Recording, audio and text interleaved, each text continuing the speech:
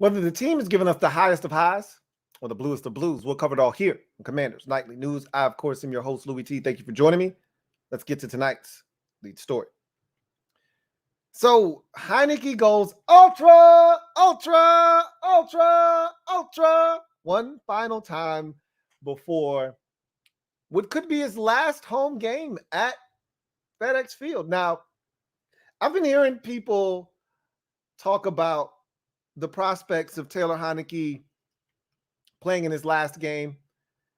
I don't buy them necessarily, but I did give it a little bit more credence over the last 48 hours or so.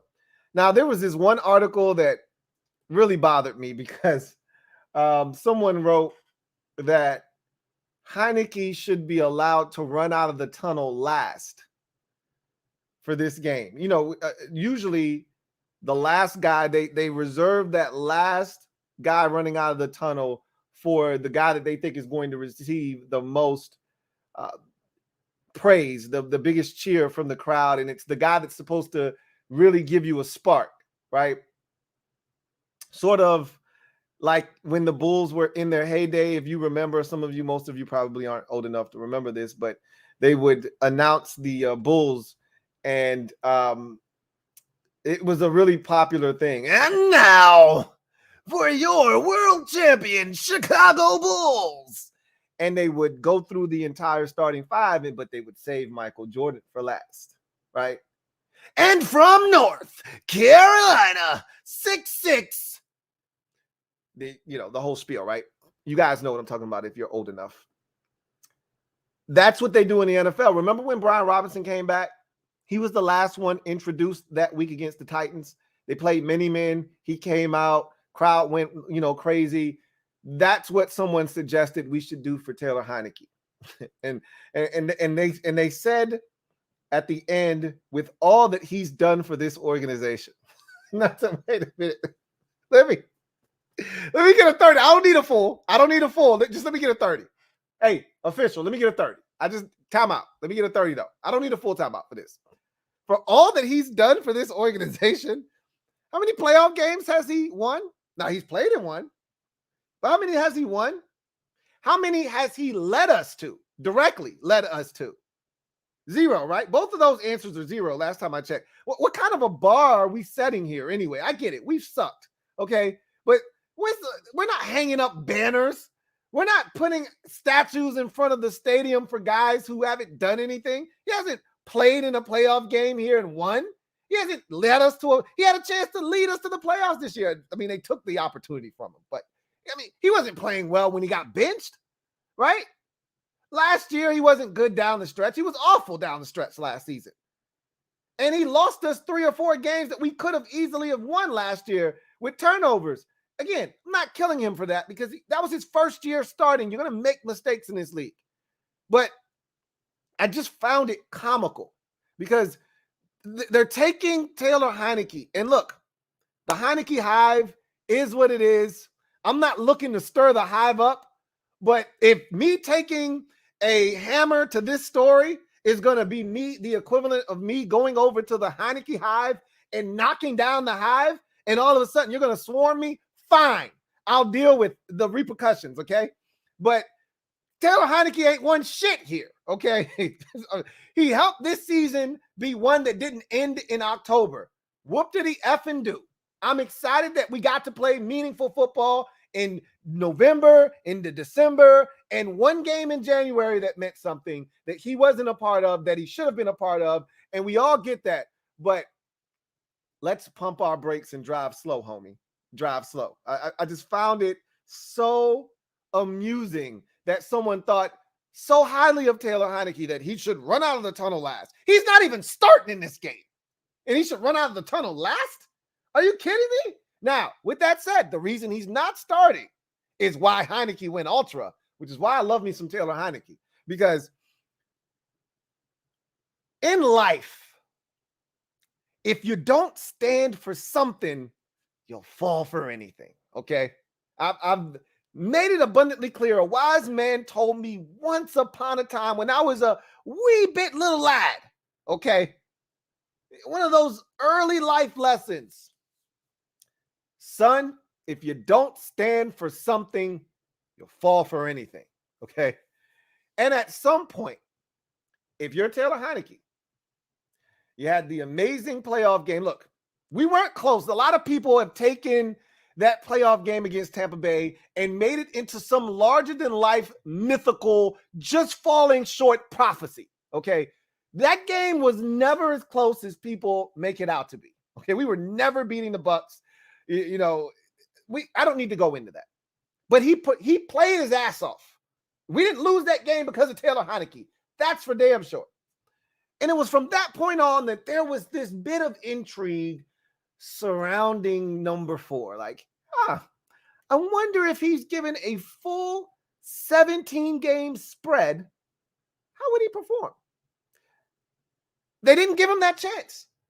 They went out and they got Ryan Fitzpatrick. They said, hey, we know Heinicke. Scott Turner says, I know him. Okay. I was the only guy at his pro day. Okay. I know him. I went and got him and brought him to Minnesota. I went and got him and brought him to Carolina. I know him. He's a backup. Okay, cool. If you tell us he's a backup, he's a backup. Let's go get Ryan Fitzpatrick. Fitz goes, breaks his hip on a water slide, doesn't tell anybody, comes in week 1, gets hit, and he's out for the season. 2 series into the season. In comes Taylor Heinicke, which I'm over here Birdman hand rubbing. My guy, my fellow Old Dominion Monarch alum is getting an opportunity, and I was intrigued. I wanted to see more. He wowed us in the game in his first start against the Giants in the regular season game with this crazy game. He made a mistake at the end, which would be an omen of things to come. We didn't know that at the time. Made a back-breaking pick, but he then showed us something else that will become an omen of the future. That when he gets the football late in the ball game, he knows what to do with it. And he took us right back down the field, got us to the field goal range. And luckily enough for Dexter Lawrence, we got a Maricopa. We got a mulligan, a do-over, and Dustin Hopkins split the uprights, and he wins in dramatic fashion. We're all talking about Heinicke. I'm talking about Ultra, and thus the legend of Heinicke, it grows, right? But as we would soon learn, and then 2 weeks later in Atlanta, oh my God, what a performance. He really sucked us in then, right? Like a tractor beam, sucked us right in. For some of you, you got that. For others, right over your head. So you were really feeling this dude. But it was the Saints game for me. And then the Chiefs game was confirmation. I see what this is. The old hook, line, and sinker, give you a little taste, but really I'm a backup quarterback. I had you for a second, didn't I? Yeah, you had me. You got me. I'm not going to lie. You got me. You're a backup. It's all good. We got 16 games of Heinicke last season. All right. 15 as a starter, 16 in total, right? Or actually, yeah, I said that right. 16 games in total, 15 as a starter. There was the COVID game that he missed altogether, and then he came in relief of Ryan Fitzpatrick in week 1. So he only missed 2 games last season. Didn't finish the Cowboys game either, but started 15, played in 16 last season. We went 7-10 last year. And in the starts that he had, we were 7-8. So not bad, not great, but okay, whatever. This year, you know, he a lot of people felt like, hey, give him more weapons, right? That was his first year starting. If you can't go out and get a true upgrade, like a guy that we look at and say, hey, this guy is a definite upgrade over Taylor Heinicke, save your money, reallocate those resources elsewhere, and just leave Heinicke as the guy. You drafted Sam Howell, right? So we got stuff. Obviously, the Wentz trade happened before they drafted Sam Howell, but that's nor here nor there. The bottom line is they didn't give the man for the second consecutive year a chance to start. They shitted on him and said, hey, we can do better. And that's no fault of the organization. They should be looking for better. Unless you have one of the top 7 to 10 quarterbacks in the league, you should be looking for better almost every season.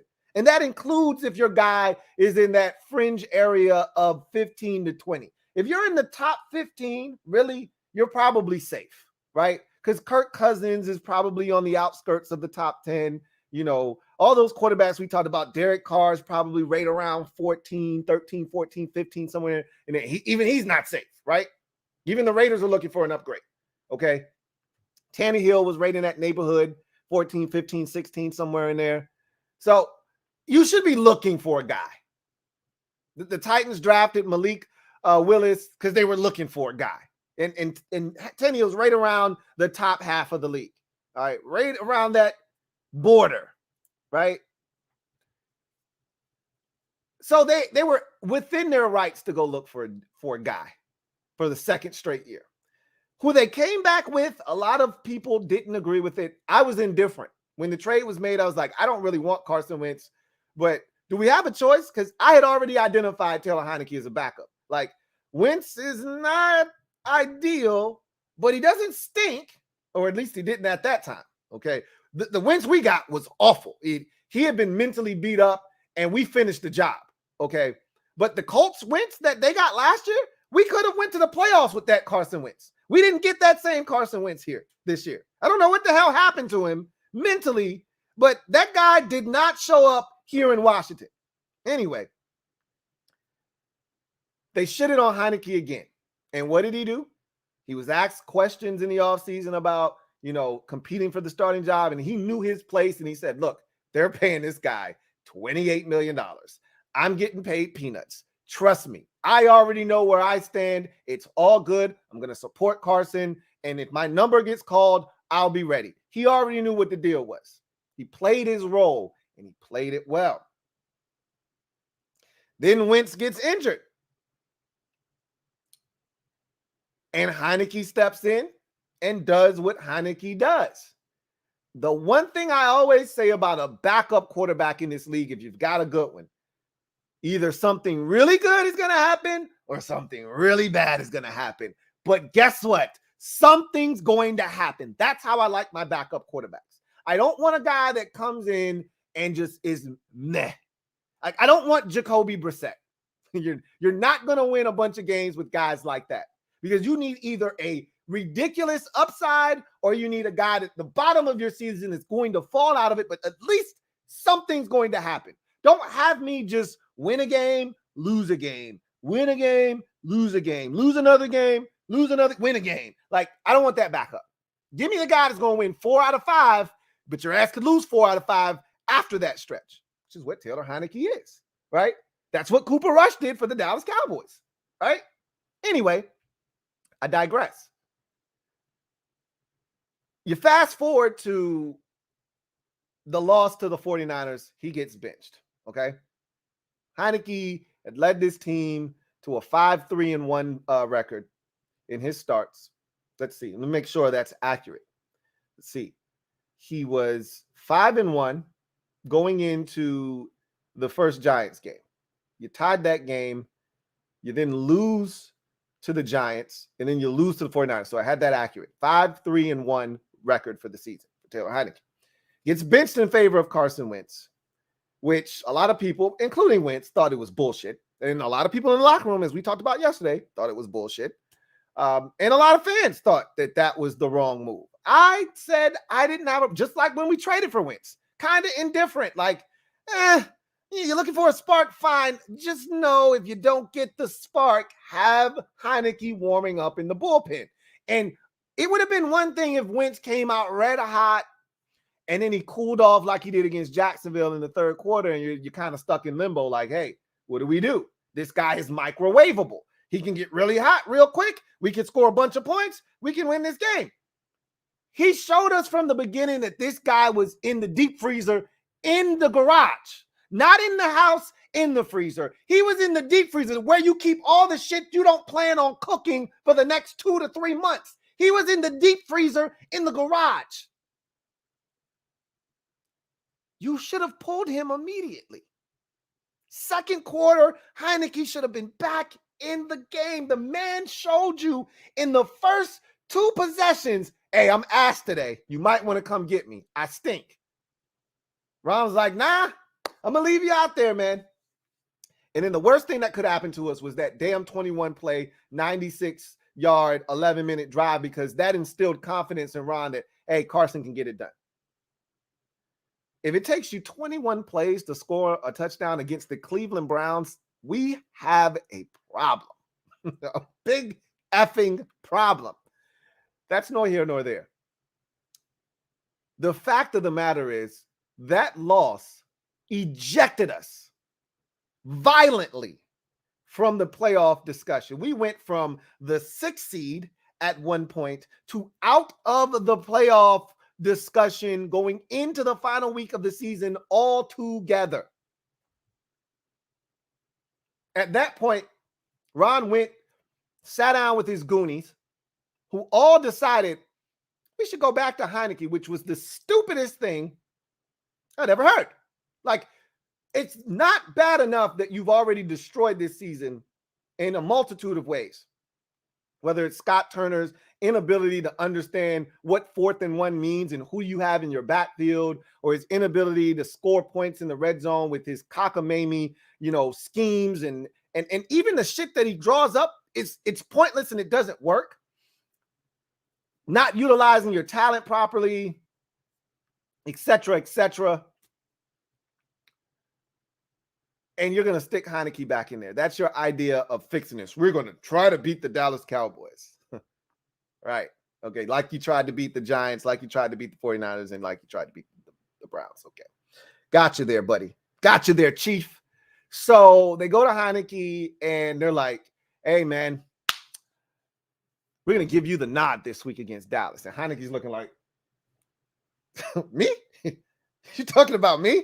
Oh, now you want to put me back. You do know we got eliminated, right? Man, if you don't get the out my face with that bullshit, nah, let Sam have it. Sam's been playing all year long, practicing, running the damn scout team. Let Sam have it, man. Sam's been out here putting in work. I don't need that shit. Let Sam have it. You sure? You damn right I'm sure. You needed me last week. You left me on the side of the road, and now you want to come and pick me up? Hell no. Sam got it. Let Sam handle it. If that ain't a G move, like that's G code right there. Because Heinicke could have been like their little bitch. When they want him, they use him. When they don't want him, they throw him to the side. And they always know he'll be there waiting for them.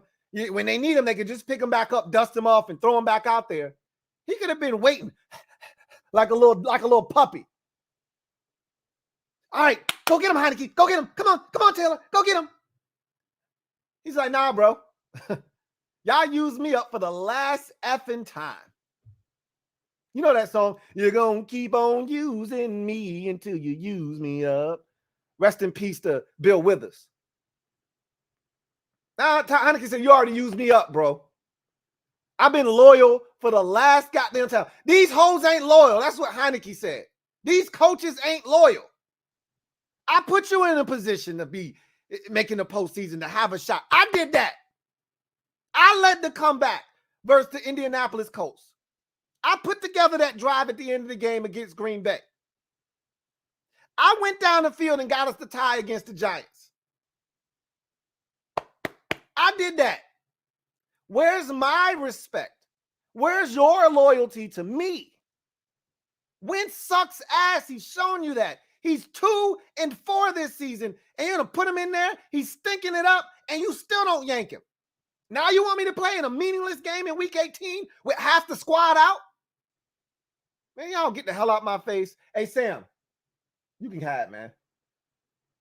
Ultra, ultra, ultra, ultra. And to think Ron had the audacity to tell us he made the decision. No, Heinicke made that decision for you.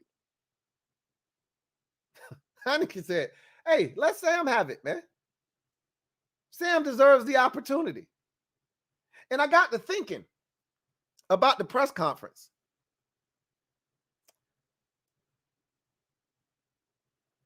And Scott Turner was asked some interesting questions. So was Jack Del Rio. We'll get to those in a second. I'll save that for when we get there. But he was asked some interesting questions including one that I found fascinating because I didn't know that the DC media had the balls to ask it, which was surrounding job security.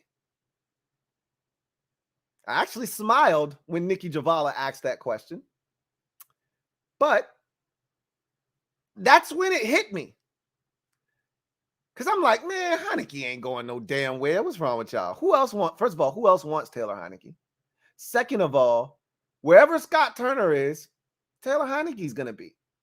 Where is Scott Turner going to be next year? Nowhere but right here in Washington. So what are you talking about? But then I thought about it when that question was asked. I said, the fact that that question is being asked means that there has been some, because Ron is really good at keeping shit close to the vest in terms of like personnel decisions. Like we didn't see Sam Mills III getting fired when he got fired.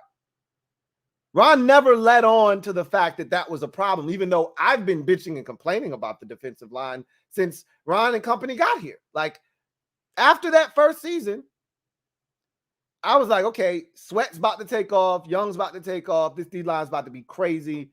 Teams are in trouble.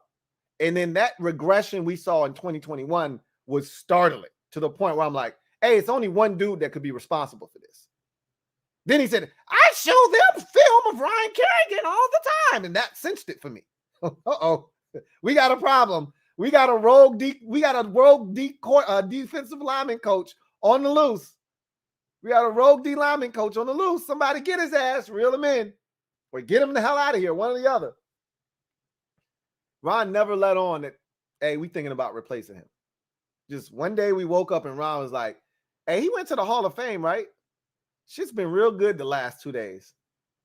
Hey, let's get rid of Sam, man. And they got rid of Sam. I don't know. Maybe Ron reevaluates the season, sees the struggles in the red zone, the uneven play calls, the inability to get your best running back the ball in short yardage situations, which is why you drafted him. One of the big reasons you drafted him in the first place. And maybe Ron says, you know what, Scott? We didn't make the playoffs because of your ass. Your thigh. Yes, Mr. Coach Revere, what's up? Maybe. I doubt it. But in thinking about that, I said, if Scott gets fired, is Heinicke back? It's not a resounding no, but it's less likely that he's back. Think about it. Scott's no longer here. The reason Heinicke was here in the first place was because of Scott Turner. And I've already said, as long as Scott Turner has a job, Taylor Heinicke is welcome in this league. Now, other teams may be watching Heinicke and seeing what he's done, and they may like him. And Heinicke's no dummy. He can pick up another offense. It's not like he's singularly tied to Scott Turner's offense and he can't play in any other scheme in the league. This is his scheme of choice and preference, right? There is loyalty to Scott Turner. He's not in the league right now if it's not for Scott Turner. So there is an allegiance to him. But if Scott's not working, Heinicke can't say, well, Scott's not working, so I guess I'll go back to my sister's couch. No. Scott's not working. I got to find me some work. If somebody comes calling, you get another job in the league. If Sam Howell proves to be nothing more than a quality NFL backup quarterback, which I can't see him not establishing himself at a bare minimum as that, why do you need Taylor Heinicke? I always viewed Sam Howell as a stronger armed version. They're the same size, similar athleticism. He's a little bit thicker, a little bit bigger. Okay. He could take on the rigors of the NFL game a little bit better than Heinicke can, but I've always viewed him as a slightly thicker, stronger armed Taylor Heinicke. There's not a ton of difference between the two of them. Going to take some chances, going to throw some picks, make some mistakes, but all in all, he'll give you a chance. But he's probably more of a backup than a starter, but we'll see. Could be wrong about that. You don't need two of them on your roster, though. If you're going to go out and find another quarterback next year anyway, which this team is going to do, Ron is adamant that QB1 is not on this roster. So he's going to do the same shit. I guarantee you They're going to ask Jack Del Rio this offseason, what do you think about Derek Carr? And Jack's going to say, look, man, when I had him, guy was going to win the MVP if he didn't tear his leg up at the end of the season. He was on track. We were one of the best teams in football. He was the reason why. I think the world of this guy. Great character guy, great in the locker room. He's got the same religious background as Carson Wentz, you know. Another one of these guys, really fiery. I don't think Derek cusses, though. Carson does, but Derek doesn't. But super religious, and guys are going to rally around him. I think you're going to love him. Gets that ringing endorsement from Jack, and then off and running we go trying to chase after Derek Carr. I don't want his ass. I said the same shit about Carson Wentz, and we ended up with him, but I don't want Derek Carr's ass. But we'll see what happens. We don't have a lot of options now, do we? All I can say is you lose to Dallas on Sunday. You end up in that 10 to 12 range pick-wise, somewhere in there, and you may have a shot at a quarterback. I'm not saying he's going to be any good. Frankly, I don't want anybody after the top two. If you can't get me CJ Stroud or Bryce Young, which I know you're not going to be able to get Bryce Young. Bryce Young he will be a Houston Texan unless the Texans do something crazy like beat the Indianapolis Colts on Sunday and end up with the second pick in the draft. They've screwed themselves, or they didn't. Maybe that's a blessing in disguise, and they end up with CJ Stroud. Either way, I'll take either one of those two guys. Both of them look like they have star QB1 written all over them. I don't like Will Levis. I don't like Anthony Richardson. I don't like any of the other guys in this draft class. All the other guys that I thought about.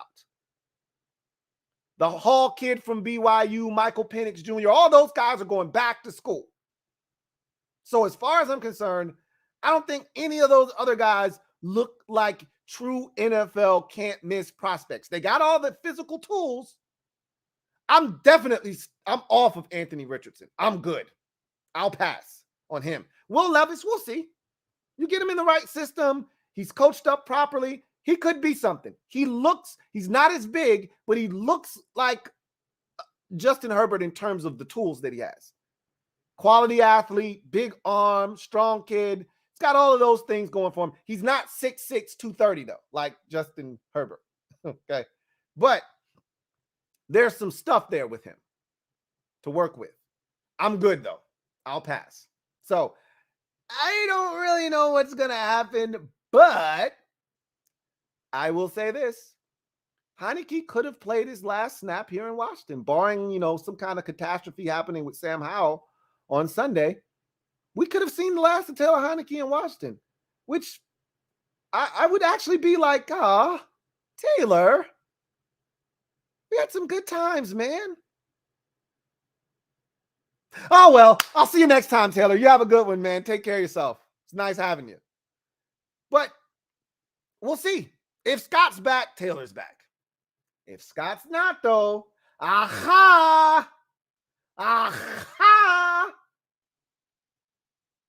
we'll see. Anyway, I digress. Let's transition to in other news. We heard from both coordinators, Scott Turner on the offensive side, Jack Del Rio on the defensive side. I actually thought there was a portion of each of their pressers that intrigued me, that reached the level of slightly more than important or interesting, not quite important, but more than just interesting, okay? Slightly more than just important or interesting, rather. We'll get to those comments here in a second, but first, let's take the obligatory look at the injury report. Not that you give a damn, not that I care, but for those of you, look, I had a guy in the comment section of the last video that I did that said, I don't give a damn what our record is. We could have one win. We got to beat Dallas. I said, there are still people out there that feel this way. I said, he's got to be in his 50s, 60s, or 70s. Bless his heart. For people like him, here's the injury report. So everybody on this list, with the exception of Montez Sweat, not going to play in this game. Sweat will play. Chase Young will play. How many snaps? I don't know. You start getting your ass beat, you start pulling those guys out of the game. Okay. So none of these guys, and hell, even Antonio Gibson's been put on IR. So you know he's not playing. So just know nobody on this list is playing in this game outside of Montez Sweat, who had an illness earlier in the week. He's feeling better. He practiced today. He's going to play. So is Chase Young. And, so are the guys that are healthy enough to play that don't have an injury. There's still going to be Deron Payne out there. There's still going to be Kendall Fuller out. Like, it's not like the entire team isn't playing. There's a lot of guys here not playing, right? But there's still going to be guys that can make this game competitive. Dallas does a lot of stupid shit with the football, right? Dak is I told you, he's turned into Taylor Heinicke light in terms of turning it over. He's turning it over a bare minimum of 2 times a game. But guess what? We don't create turnovers. So this will be the game where he goes out, throws for 340, 3 touchdowns, runs for another one. They shellac us 38-10. And, Dak looks like he's ready to go win the Super Bowl. If you're a Cowboys fan out there, I just caution you, be careful, because this game is going to get out of hand. You're going to beat the brakes off of us. We're not going to put up much resistance, and you're going to feel really good about yourself. Understand, we're not the team that you want to be measuring yourself against. We're not the barometer, okay? Every other competent football team you've played against has forced you to turn it over 2 or 3 times. I'm just telling you, we're not going to do that. And you may get this false sense of hope heading into your first playoff game, and then all of a sudden you're like, hey, Dak didn't turn it over last week. Well, you played Washington last week. Try that shit again next week, and he turns it over 2 or 3 times. You'll be sitting on the couch, and I've got all of your spots warm. Giants, Eagles, Cowboys, all of your seats warm on the bench, on this couch next to me. Got all your favorite snacks. I know how you like them. So when you join us, okay, not if, because you're all coming to sit with me on the damn couch at some point.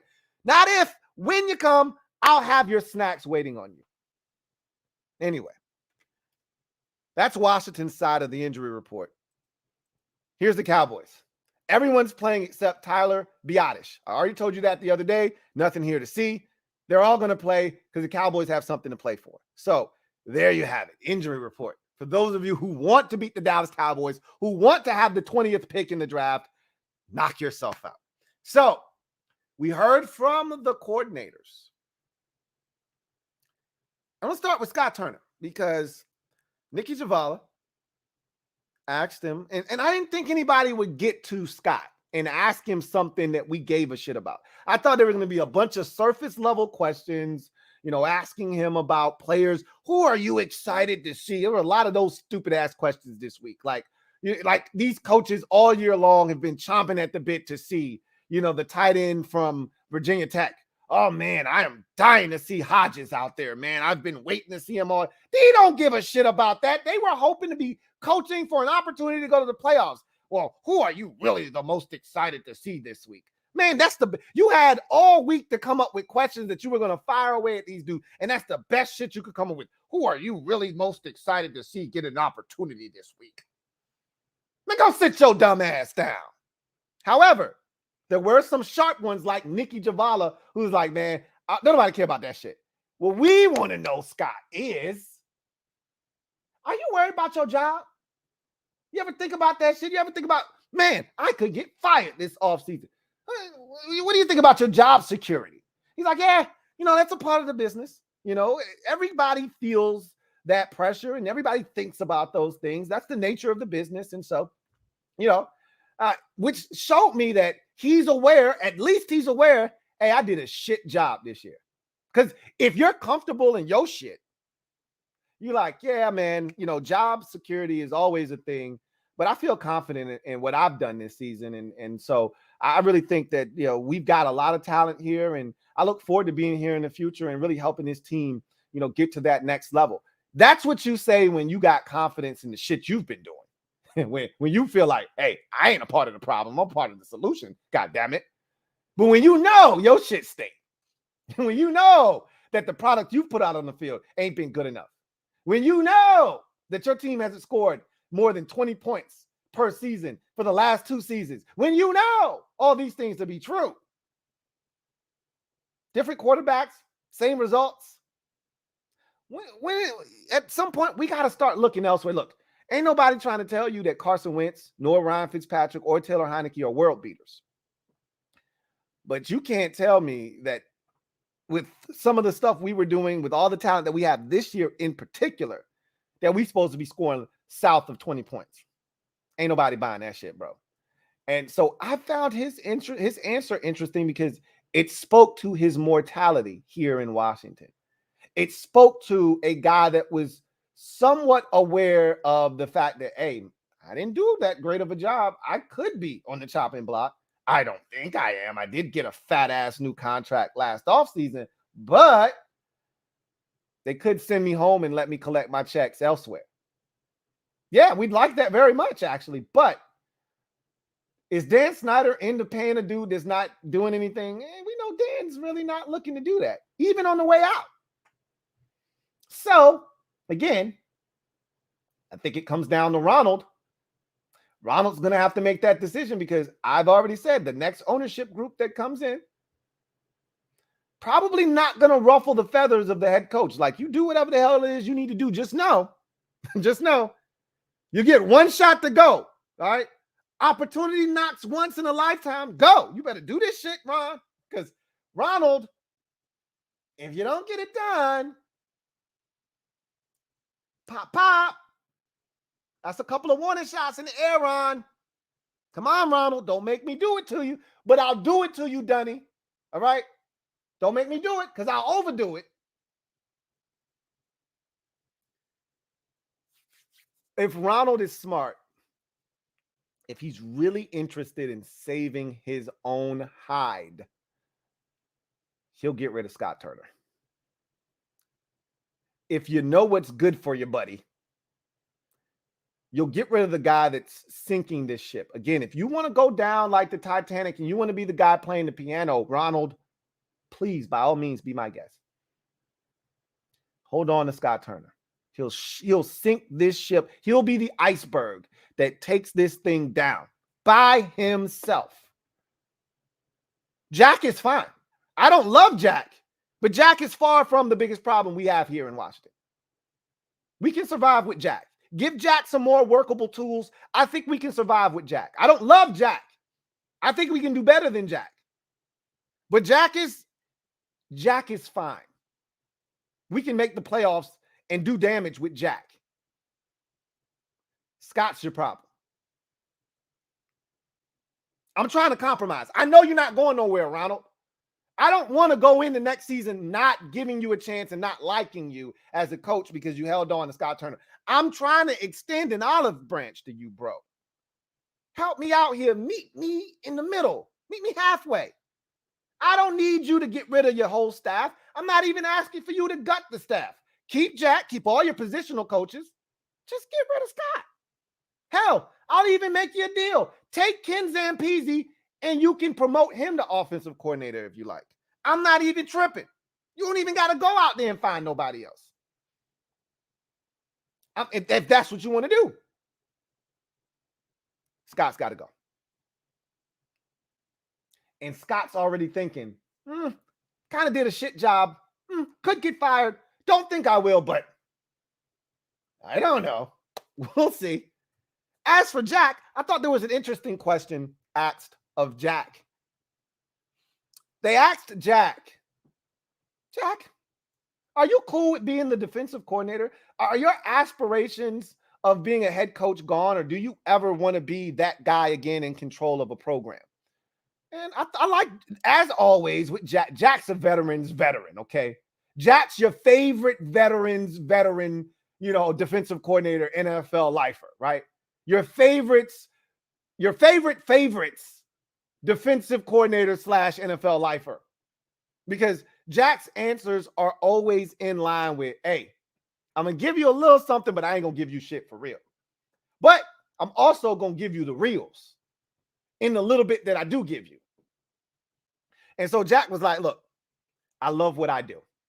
I've been blessed at every turn in this league to do something that I totally love. I loved being a strength and conditioning coach when I first got in after being a player. I love being a linebackers coach. I love being a defensive coordinator and even a head coach. I'd love to have another opportunity, but if that doesn't come, I love what I'm doing. And as long as I'm having fun and I love what I'm doing, and they'll have me and I'm doing a good enough job, which all of those things are true right now. You see what Jack did, right? Jack said, as long as I'm doing a good enough job and I'm having fun, which all of those things are true. Jack is telling you, hey, my shit's safe. Okay. I used the poopery before I went. My shit don't stink. As for Scott, I can't say, but I'm telling you, my shit don't stink. Scott didn't do that. Scott couldn't do that. Okay. Jack said, as long as I'm having fun and I'm doing a good job, both of which are true.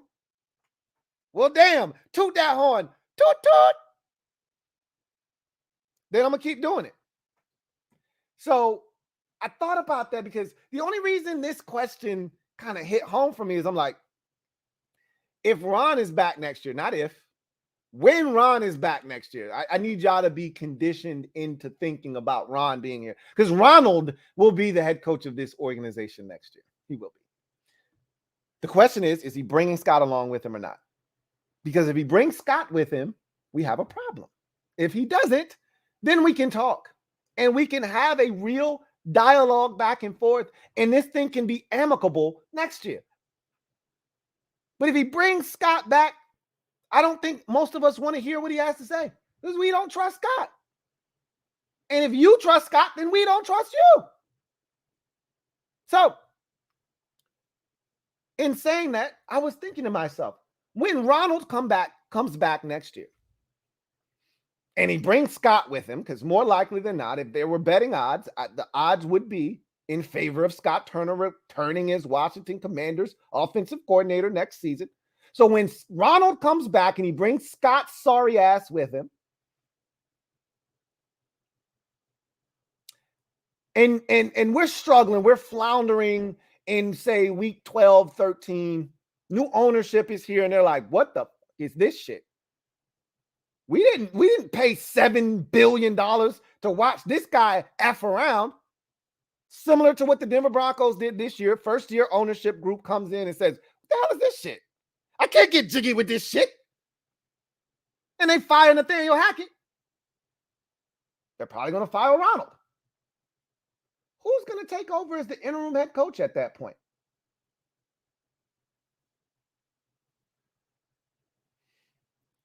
You guessed it. One Jackery Del Rio. What if Jack does a good job? What if the players rally around? What if they go out and get Derek Carr and they get rid of Ron's ass 6 weeks into the season? We're 1-5 or we're 0-6. They get rid of his ass and Jack comes in here and Derek Carr starts playing well, and all of a sudden we win 9 out of the next 10 games, and you look up and we're 9-7 going into the final week of the season with a chance to go to the playoffs. What happens then? I don't know. I'm just thinking of crazy stuff. Don't mind me. All right. This is what happens when you get eliminated in week 18. You start talking out of the side of your neck, and you start being delusional, and you start thinking about all kinds of crazy shit. This is why we should be playing meaningful football, so I don't start talking about crazy stuff. It's too late. It's too late. Anyway, I'm thinking Jack's probably going to be the first guy in line. Former head coach, done it before. Jack's probably the guy. Anyway, just thought that was interesting. I like Jack. I don't love Jack, but I like Jack. And I thought it was interesting that Scott Turner actually could see a path of him not being back. He didn't just come out and say, yeah, I stunk it up this year, I need to be fired. It's like, look, no, it's a part of the job, you know? But again, I'm just telling you, as a guy that thinks about things mentally, a wise man once said, you got to stop telling people it's your fault, because eventually they're going to start to believe you and you're going to be on the chopping block.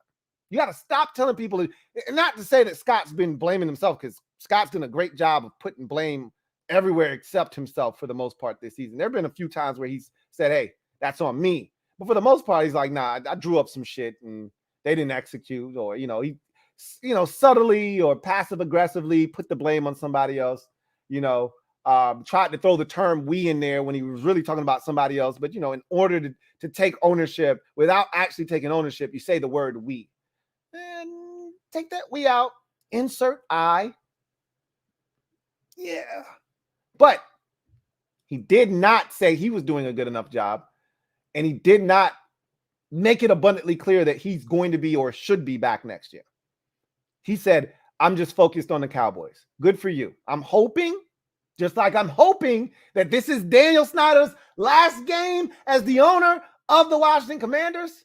I'm hoping that this is your last game as the offensive coordinator of the Washington Commanders as well. Kill two birds with one stone. That's the hope. We shall see. You know what would be fitting? This is not my thing. As a fan, this hurts because guess what? Dallas fans aren't going to care that we suck and that we want ownership, new ownership, and that we want to get rid of the coaching staff. They're not going to care. If they shellac us 38-10, we're going to hear about the shit. Okay? That's the part about this that sucks, is that in order to bring about change, you really need an ass thrashing here at the end. Like Daniel Snyder doesn't need to go out on a high note. He needs to go out with a bang. I mean, a thunderous, because first of all, can I say something? I love all of y'all. I'm going to preface what I'm about to say with this statement right here. I love all of y'all, man. I love each and every single one of y'all. We family. Y'all know this. Some of y'all are slow as hell. Okay. Remind me never to go to a party with some of y'all. Okay. Because y'all just right over your head. I made the comment yesterday about Sam Howell playing in a road game on Sunday. And a lot of you, I can't believe how many of you didn't get the joke. You know how many people in the comment section? Well, Louie T, you said we were playing a road game. We're actually at home against Dallas in week 18. Duh, I'm giving away tickets. You don't think I know that?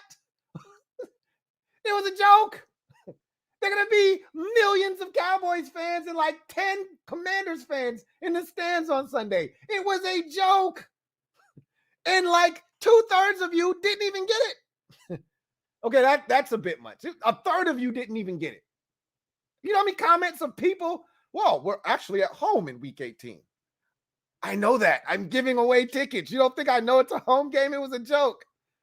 Jesus, guys and gals. Come on. You're sharper than that. Anyway, I digress.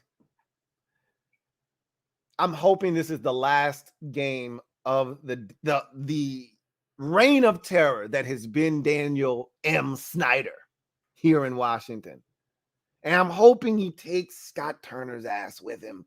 But it would be only fitting if Daniel Snyder's last game is an ass thrashing of epic proportions. I don't want that as a fan. Like, I don't want to watch that. All I would do is laugh, because if you would have told me before the season started that you sign right here. Here's a pen, Louie T. Sign right here, and you're not making the playoffs. I can't guarantee you that you won't be 1-16. I can't guarantee you that you won't be, 10-7, but still miss the playoffs. Hell, I can't even guarantee you that you'll be. The worst thing you can do is be where we are, right where we are, which is in no man's land. Just on the cusp of making the playoffs. So you're too good to get any. We talk about this spillage, right? That's one of my favorite draft terms, spillage. You push all these quarterbacks, and they're going to be a ton of them going in the top 10. We say this every year, and then 2 guys go in the top 10. But I feel it in my spirit that we're going to have, at least 3. I can't vouch for the 4th. Will Levis is going in the top 10. Okay. I can't vouch for Anthony Richardson. I don't love him. And I think as this process goes along, you have some teams fall in love with him, but I think a lot of teams will do their due diligence, and he won't be a top 10 pick. All right. So, but I assure you, you've got the first 2 picks in the draft, whether Chicago owns one of them or not. And the Bears are going to own either the first or the second pick. They're going to trade out of that puppy. Okay. They're not going to stand there and take, Anderson from Alabama or one of these edge rushes, or Jalen Carter from Georgia, you're not spending that pick. You're going to go ahead and rape somebody so they can come up and get CJ Stroud or Bryce Young.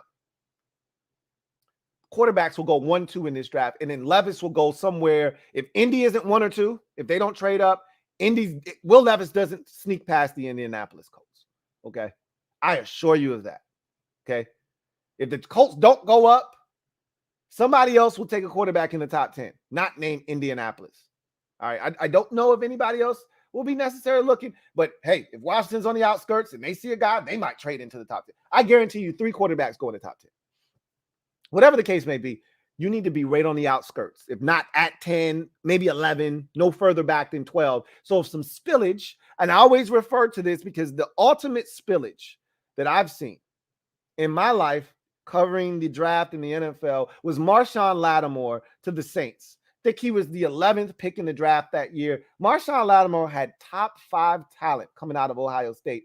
And somehow, because Corey Davis and some other guys that had no business going, John Ross and all those guys snuck into the top 10, the Saints got to take advantage of some ultimate elite spillage and got themselves a top 5 corner in the league since he's entered the league. I want some of that, whether it's a quarterback or it's a corner, which we could use both. Sign me up. So I know we need to lose. I'd like us not to get our brains bashed in because of what the aftermath is going to be with Dallas Cowboys fans, because they don't care that we want to lose. So back to the original topic. I can go on tangents sometimes. Back to the original topic at hand. If you would have given me a pin before the season started and said, I can't guarantee you what your record is going to be. You're going to miss the playoffs, however. And hell, you could have given me that same pen and said, you're going to go 0-17, but Daniel Snyder is going to sell the team.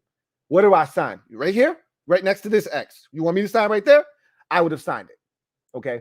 Because of what that would mean for future teams, for future outcomes, for just an opportunity to get from under that black cloud. I would have signed up for a winless season. The first in NFL history during a 17-game season. Let me sign for that right now. But we didn't have to sign that, and his ass is still going to be gone. And if you tell me, hey, it was either the playoffs or Dan Snyder, give me Dan Snyder out. I'll sit out of the playoffs. Hey, shit, we used to it, right? Now, it's not new to us. We know what it's like to be sitting on the couch waiting. Normally, the Giants are right there next to us. Normally, the Eagles aren't too far behind. And we know the Cowboys will play one game, and then they'll be joining us as well. We're usually not lonely, for very long. Hell, we got to go all the way back to 2016, I believe, the last time that we were sitting on the couch by ourselves when the playoff starts. Normally the Giants are like, hey, did you put 2 shots of butter in the popcorn like I asked you to? I'm like, come on, man. Why are you asking me crazy questions? I got you. Did you get the hint of salt? Come on, man. I know how you like your popcorn, man. You tripping. Yeah, normally the Giants are right here. They left us. Okay. They left us. We're by ourselves. The Giants will be joining us shortly. And I'm pretty much certain the Cowboys will be not that far behind. I can't assure you they'll be one and done. Playing Tampa Bay pretty much ensures that they'll have a shot. I can't guarantee you they'll win, but they should win. But we'll see. Anyway, I digress. The fact that we're getting rid of Daniel Snyder, this is a win for us. Now, I'm not looking to flip the script, try to find solace in what was a disappointing finish to the season, because I've already told you, I was disappointed that we weren't playing for something here in week 18. I'm disappointed that we're not going to the playoffs. I'm disappointed that we didn't win 10 or more games in a season that was set up for us to do so. Everybody else in the division is going to take advantage of that. So, the Giants may not get 10 wins, but this was a rebuilding year for them where they got all kinds of bad contracts. They couldn't turn over the roster they wanted to. And here they are with 9 wins going to the playoffs with a chance to get a 10th in week 18. But they're going to the postseason. They've got their ticket. They'll be in the dance when they shut that door. And we're looking in the window like, damn, they look like they're having a good time. The Giants are in there.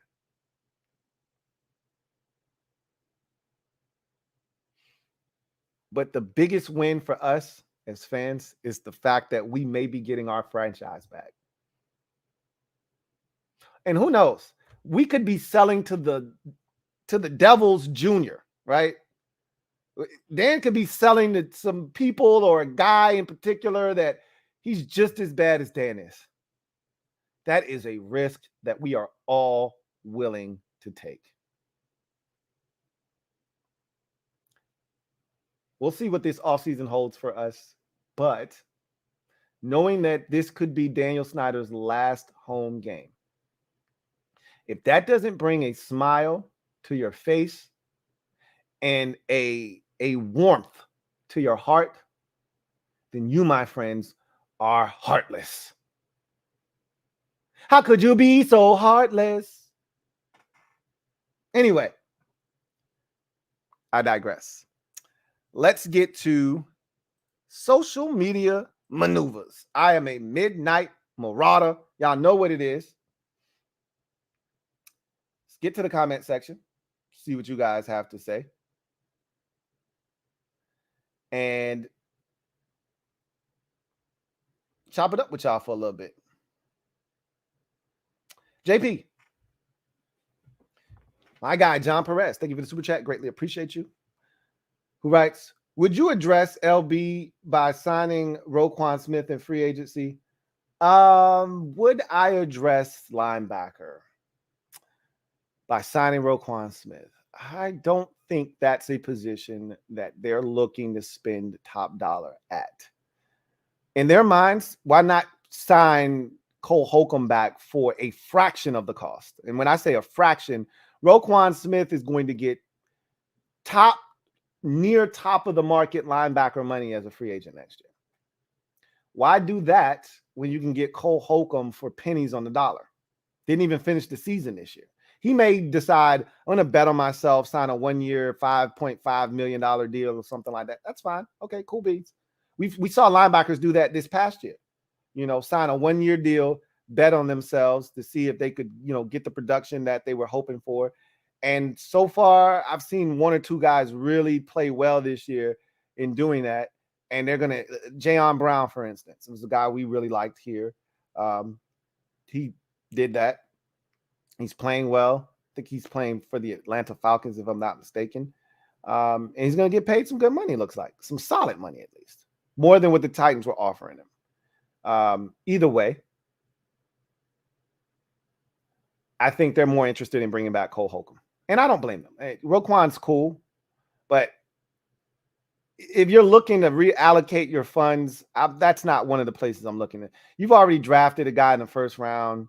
You should be able to go draft another guy in the second, third, fourth round and find another quality guy. Really need like 2 or 3 linebackers, to be honest with you. But I wouldn't spend top dollar there. That wouldn't be something that I would be interested in doing. Take care of Daron Payne first and foremost. And then, there are other guys that may be free agents that you may be interested in bringing back.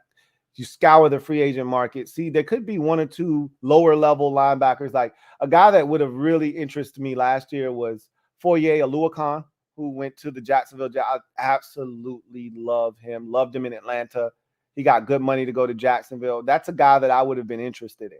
Like, find me one of those that's available in free agency this year, and I might be more inclined to do that than to go out and spend like top of the market money on Roquan Smith. I don't think that's a good idea, personally.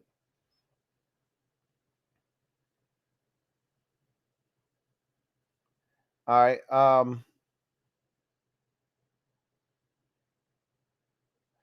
Let's see. Metaphor, thank you for the super chat. Greatly appreciate you. Thank you for being a member of the MOBB, my guy. Metaphor writes, whoa, hold on a minute.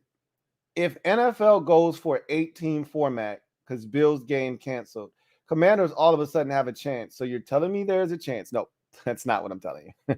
We don't have a chance. See, here's the problem, right? Now, I mean, technically, yes, you do have a chance. You don't have a chance, though. The Rams aren't going to beat Seattle. That's number one. Okay. And the winner of Packers Lions is guaranteed a playoff spot if you go to that scenario. Okay. If you go that route. Okay. The Lions aren't guaranteed anything. They'll know by the time their game on Sunday night at 8:20 kicks off whether they have a shot at the playoffs or not. Because if Seattle loses to the Rams, then the Detroit Lions win and they're in. Right. If the Seahawks win then Detroit's eliminated, and the only team that could get in there is the Packers. And then Detroit's like, well, shit, if we can't go, you can't go. That's why they put that game on Sunday night, because they don't think the Lions are going to play any less hard, because they're no longer eligible for the playoffs. They're still going to want to drag Green Bay home with them at their field, no less. So there is a scenario where you could get in as an 8 seed, but you'd have to beat Dallas. Trust me.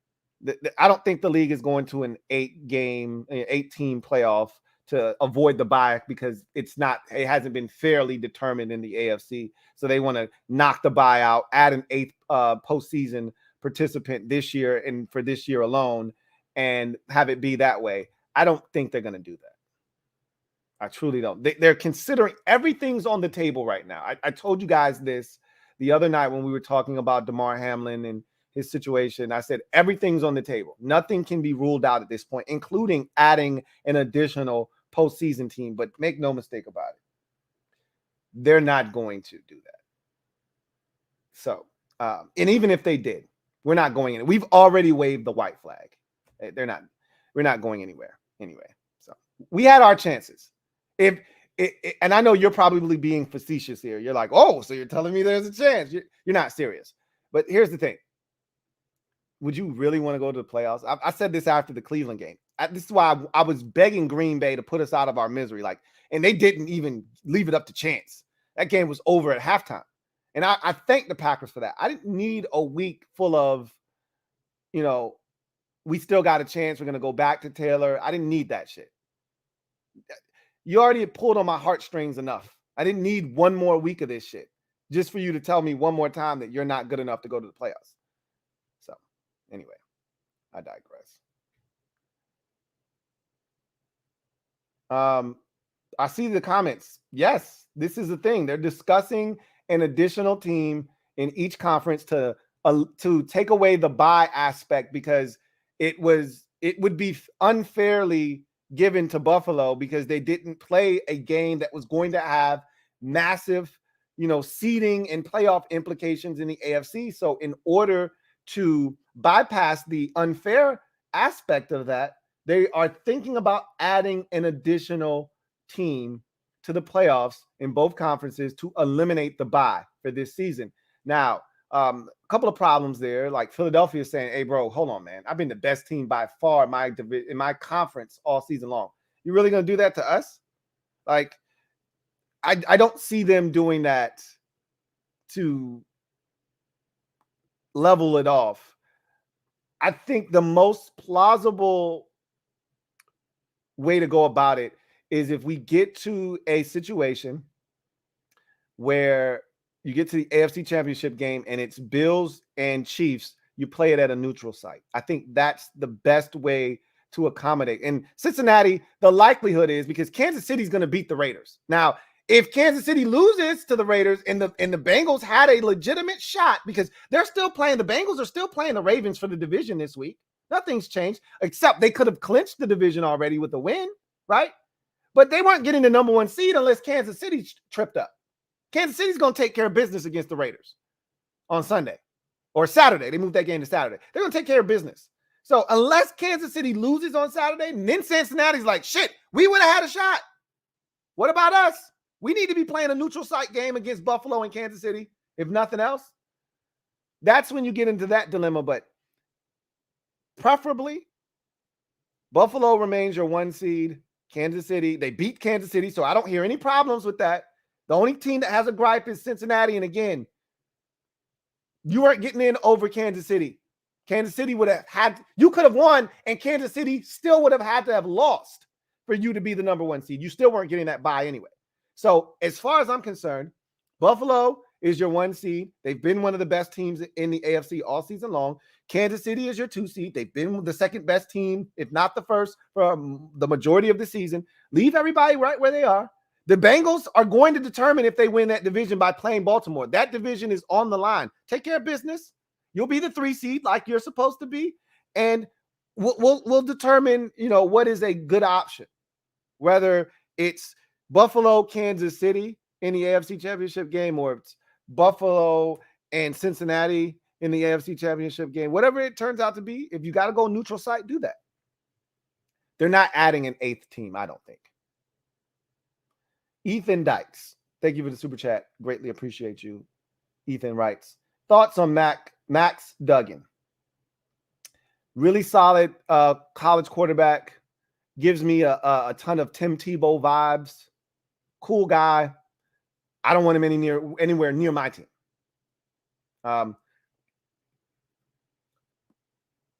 The best comp I could give you is he's Taysom Hill without the athleticism. Because I don't know if you guys know this, but Taysom Hill is a legit 4.4 40 guy. And Max Duggan is not. Okay. But he's built like Taysom Hill. Thick, solid, physical frame. He can throw the football a little bit, but by no means am I salivating over the prospect. Max Duggan will be a day 3 draft pick, just so you know. He will not be taken in the first round. He will not be taken in the second round. He will not be taken in the third round. I think at the earliest, Max Duggan hears his name in the 4th round. At the earliest. I could be wrong, and he could hear his name in the 3rd round, late day 2. He's not a 1st round pick. He's not a 2nd round pick. So I'm not enamored with Max Duggan, and I'll dig into his film. But I've watched him enough TCU football this year to feel comfortable. I watched the playoff game against Michigan. I feel really comfortable with my assessment of him at this current juncture. But again, I'll watch more just to be sure.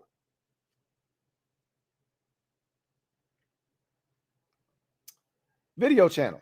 Thank you for the super chat. Greatly appreciate you.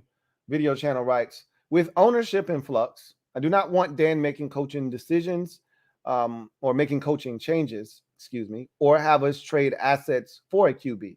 Let Howell plus a vet / TH4 compete and start new in 2024. And that's a realistic possibility. Dan won't be making any decisions on the way out. His sole purpose, I don't know if you guys saw this, but Dan has identified his place of home, the place he calls home, his place of dwelling to be England. Did you guys see that? Did you see that? Like, he's gone. There are no doubts he's selling this bitch and getting out of here. And I couldn't be more elated and ecstatic. All right. He's not doing anything but trying to sell this thing after the season's over. It's amazing how we got here from the point where he was never going to sell. We thought we would never get his ass out of here to now he's definitely getting the hell out of here. It's amazing. And I don't know what changed necessarily, like what switch went on, but I'm glad that switch went on, and I hope it stays on until he's officially gone. That said, he's not looking to make any. That's why I said we're not changing coaches. It's up to Ron if he wants to get rid of any of his staff, which is why we talked about Scott Turner tonight. Me in particular, I should say, spoke about Scott Turner. But Ron's not going anywhere. And if Ron decides, I'm good with my entire staff, let's run it back, I think we've got something and we're on to something, then we won't be changing anything. And so Heinicke will be back in that instance, right? If Scott's back, Heinicke's back, if you ask me. That's their security blanket. Now, Sam coming back, obviously he'll be here. Will they bring in a veteran? If Ron's here, Ronald is looking for an upgrade, okay? Ronald's not satisfied with Heinicke. I think they know what Howell is, or at least what they've seen in practice of him. They're probably not blown away. They're going to be looking for a guy. Now, the real question for Ronald and company is, say Derek Carr is serious. All right, I played you on Twitter. All right, and for those of you, it's my mobile device. I don't have my mobile device next to me. I got a mobile device here, but things might be a little bit tougher on this mobile device than my normal mobile device, but bear with me. I may be able to track it down here. I played on my Twitter account. I played a clip of Derek Carr's brother, on NFL Total Access, speaking about his brother and the opportunity that's going to be presented to him this offseason, because he is going to be traded. He is officially done in Vegas. They benched him so that he wouldn't get hurt. because he has an injury guarantee, like most quarterbacks and players in this league do have in their contract. He's got an injury guarantee, and they didn't want him getting injured and having to be on the hook for anything. So they benched his ass. So that's why he's not playing in these final 2 games. Didn't play last week and won't play this week. So he's going to be traded this offseason. They're going to wash their hands clean of Derek Carr, which means he's going to have a new home. Derek Carr has a no trade clause, just like all the big time quarterbacks usually do. The only one that didn't have one was Matthew Stafford. But you saw what happened there. Lions did right by him, traded him where he wanted to go. He won the Super Bowl. But for the most part, all the big name quarterbacks, Russell Wilson, Deshaun Watson, Aaron Rodgers, all of those guys had no trade clauses and they weren't coming to Washington. Enter in Derek Carr. Now, his brother, Derek, said this, and I'm going to let you hear it. I'm going to play it real quick. I'm going to make sure that you hear this. This is Derek Carr's brother. Hold on. So just so you know, this is not us. Listen up closely. And he's going to look for teams that have a stable situation between their head coach and their ownership, right? Stable, right? He's also going to be looking for a team that is also looking for a quarterback that has a reputation for game-winning drives and fourth quarter comebacks. I'm excited. Maybe he's the missing piece for someone. We'll see what happens. I'm excited for my brother's future. And he's going to look for teams. So understand that he said stable twice, not once, twice. This is anything but stable. This is the poster child for instability.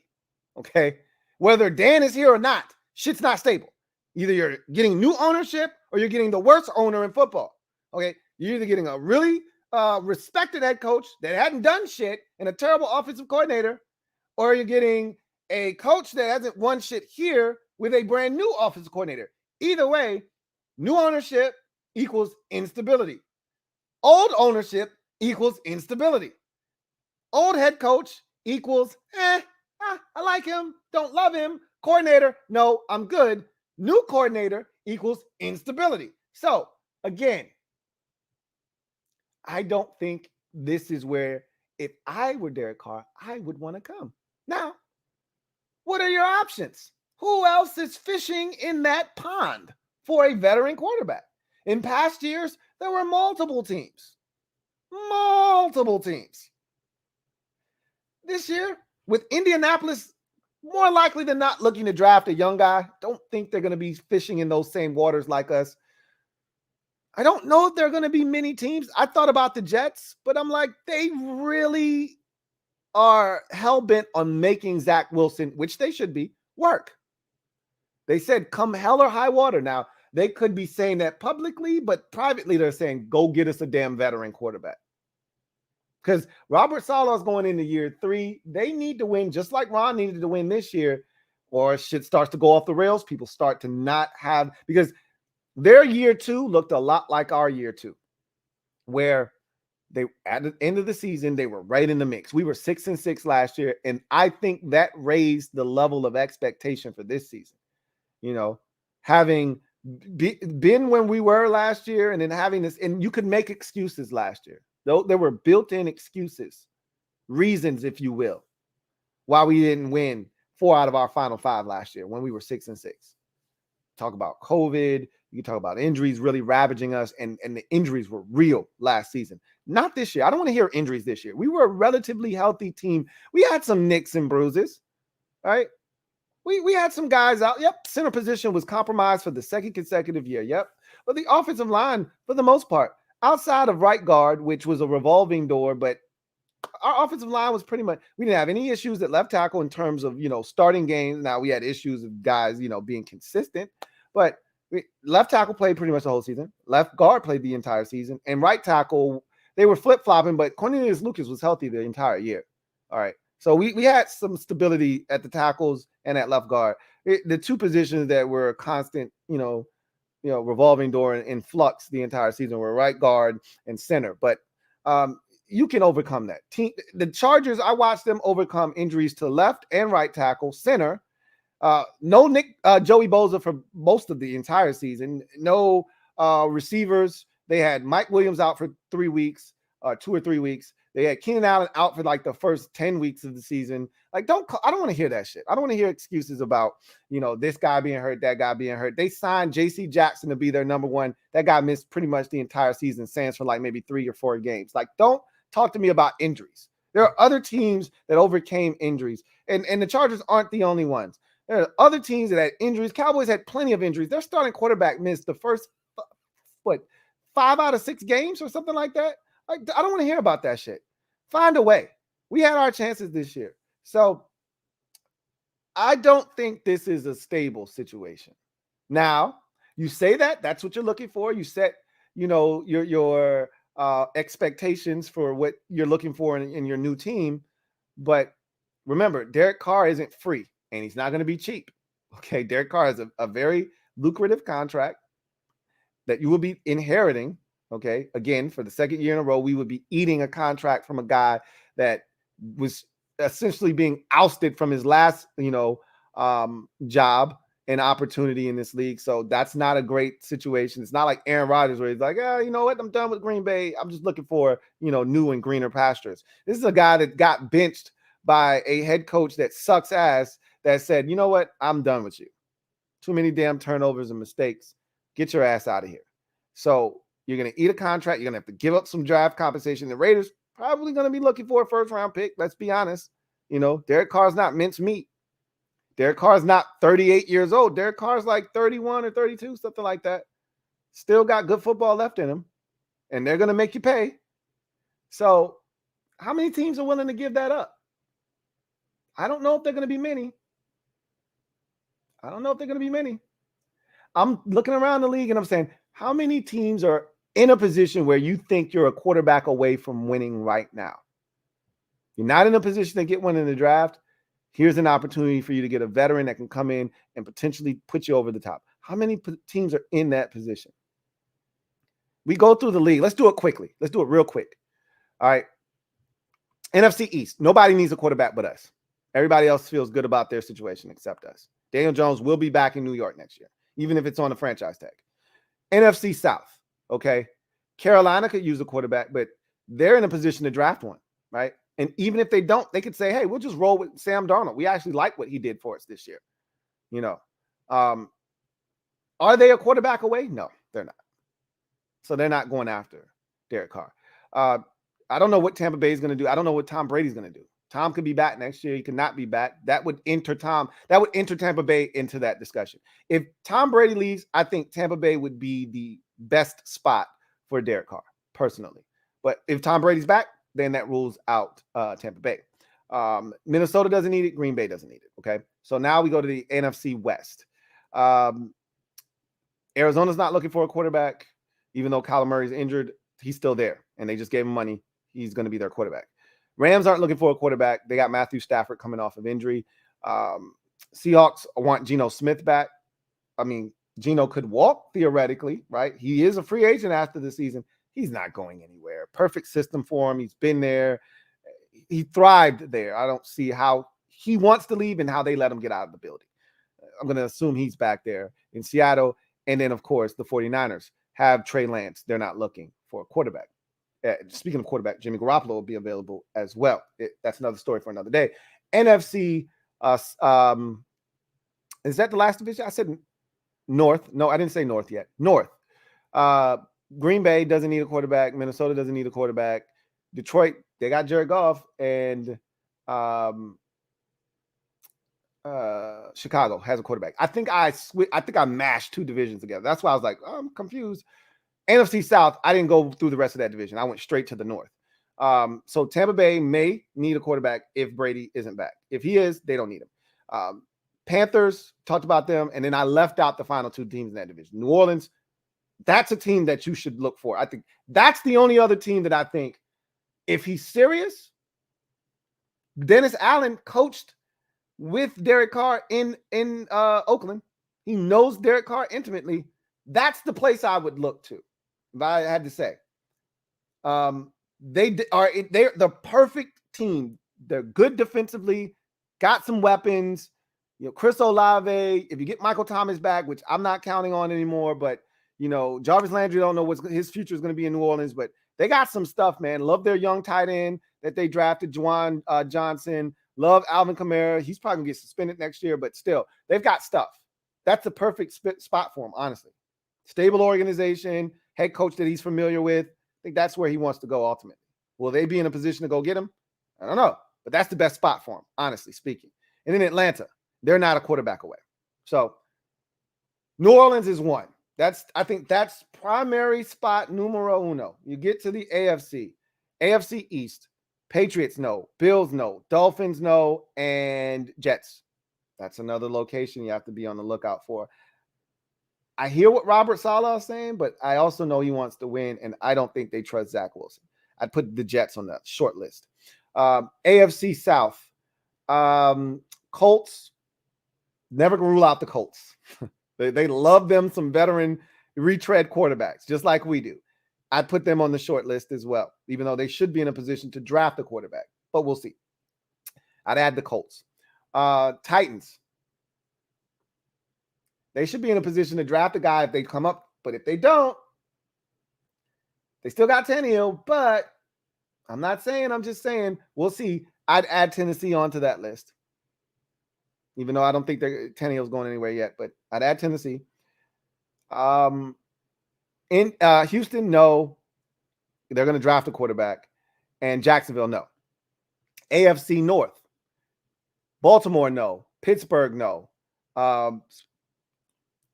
Cincinnati, no. Cleveland, no. That whole division is already taken care of. AFC West, Chiefs, no. Chargers, no. Raiders, hell no. Obviously, that's where he's leaving. And then the Broncos, no. So there you have it. 4 teams outside of Washington. Number 1 team is the Saints. That's where I see him ending up personally. Number 2 team is the Tampa Bay Buccaneers. They're a caveat. I'll put them at the back because I think Tom Brady's going to be back again, but we'll see. So Saints are number 1. You've got the Jets is number 2. You've got the Colts. Colts is 3, Titans is 4, and the Bucks, don't rule them out. I think they go straight to the front, maybe even ahead of the Saints if Brady isn't back. That said, you slide Washington in there somewhere in that mix, 1 or 2, 3. We'll be in that mix as well, but we're not stable. You heard what his brother said. He didn't say stable once, he said twice.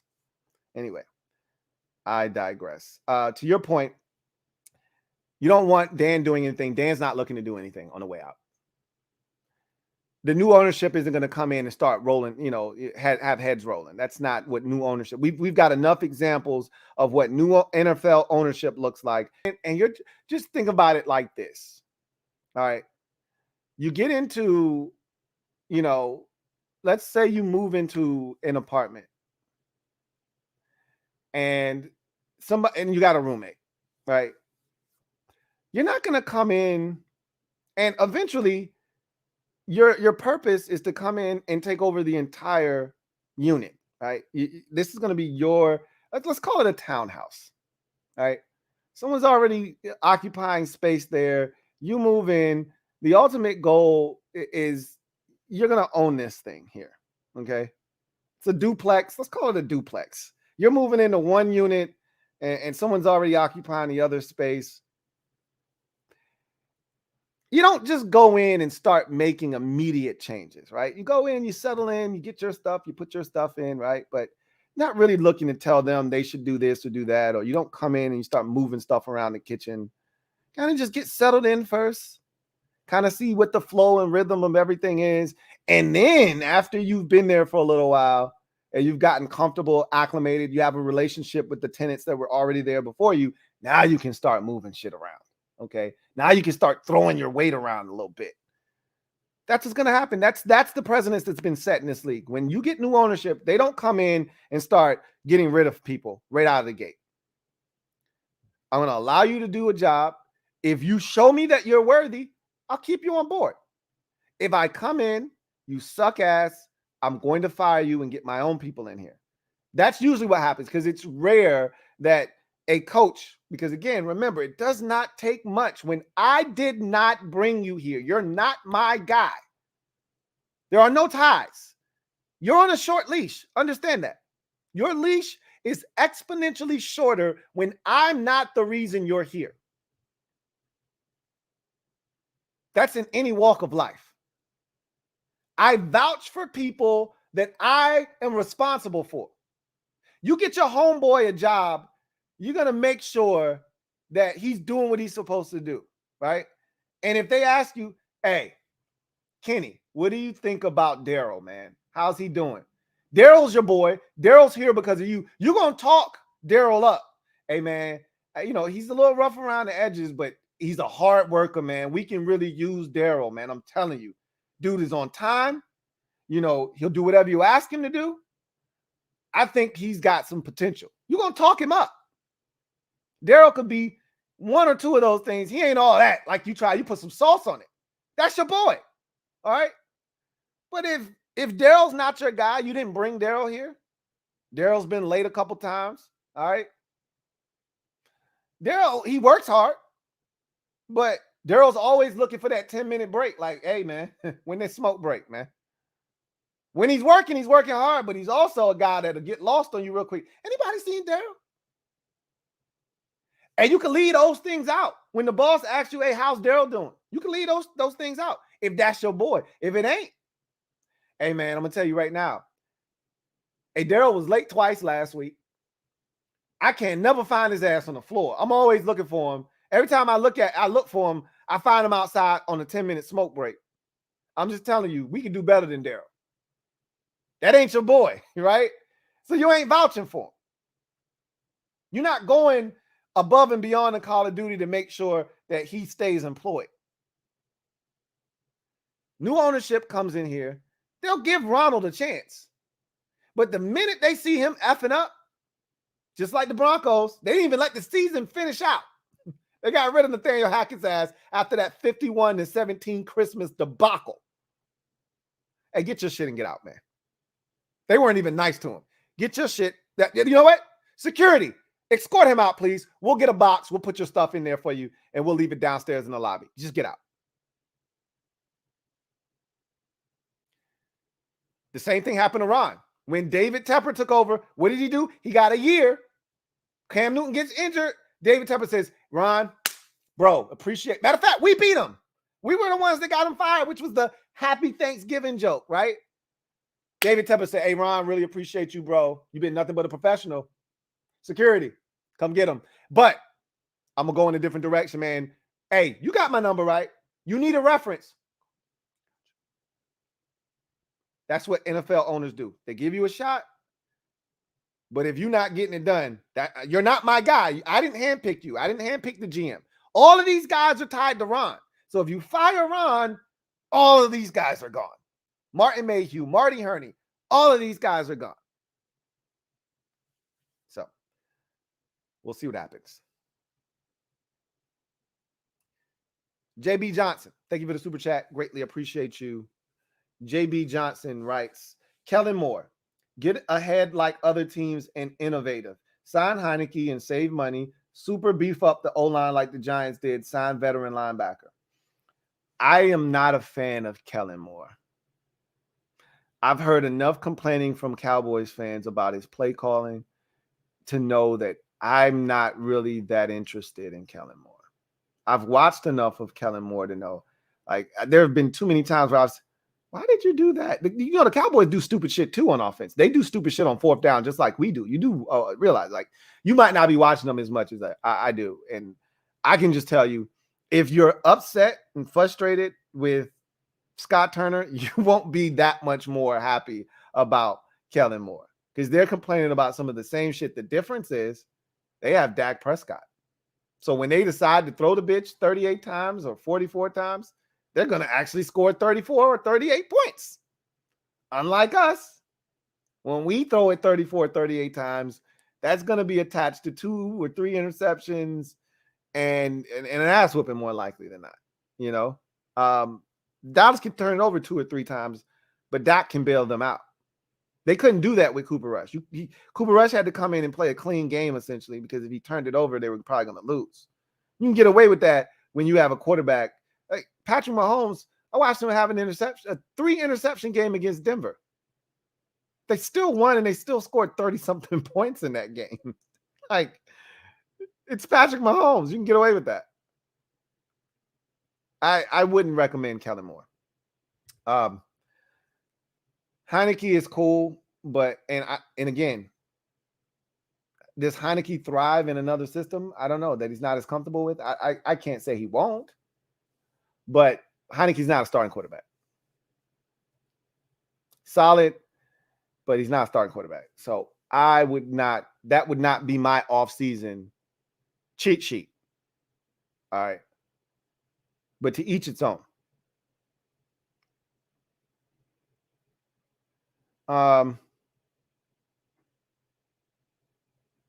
Christopher McLaughlin, thank you for the super chat. Greatly appreciate you. Thank you for being a member of the MOBB. My guy Chris writes, hey Lou, what's up, Chris? Continue prayers for Damar Hamlin. Hey man, the news has been so positive today. Nothing but blessings, man. I told you, we keep sending them prayers up, man, and blessings come down, man. Keep shooting them things in the air, and them blessings keep raining down. And we've heard that he's got movement in both upper and lower extremities, so arms and legs. He still has the breathing tube in his mouth, but he was able to write down and ask the question, did they win the game? So he clearly didn't know that the game was canceled because of his situation, but just the fact that he even had the presence of mind to know that he was in a game, that's all positive. Brain activity has resurfaced and is back to normal, or it's starting to stabilize itself. I shouldn't say it's back to normal, but it's starting to stabilize itself. The fact that he's asking pertinent questions like, did we win the game, tells you that the brain activity is coming back. Like, we're doing really well. I'm not gonna lie to you. I was not in the most positive spirits mentally. Like, the back of my mind was like, bro, this ain't looking too good. The rest of my brain was like, shut up, back of the brain. You don't know what you're talking about. But man, that's so good to hear, man. So continued prayers. He's not out of the woods yet, still in critical condition. So prayers still need to be sent. But we're moving in the right direction. Hope all is well with you and the family. Likewise, Chris. All is well. What are your top 3 priorities in free agency? Sign Payne and Curl. Find QB1. Address Mike linebacker or tackles on O-line. Don't forget cornerback. That should be near the damn top of the list as well. It'd be hard to make a list and narrow it to top 3.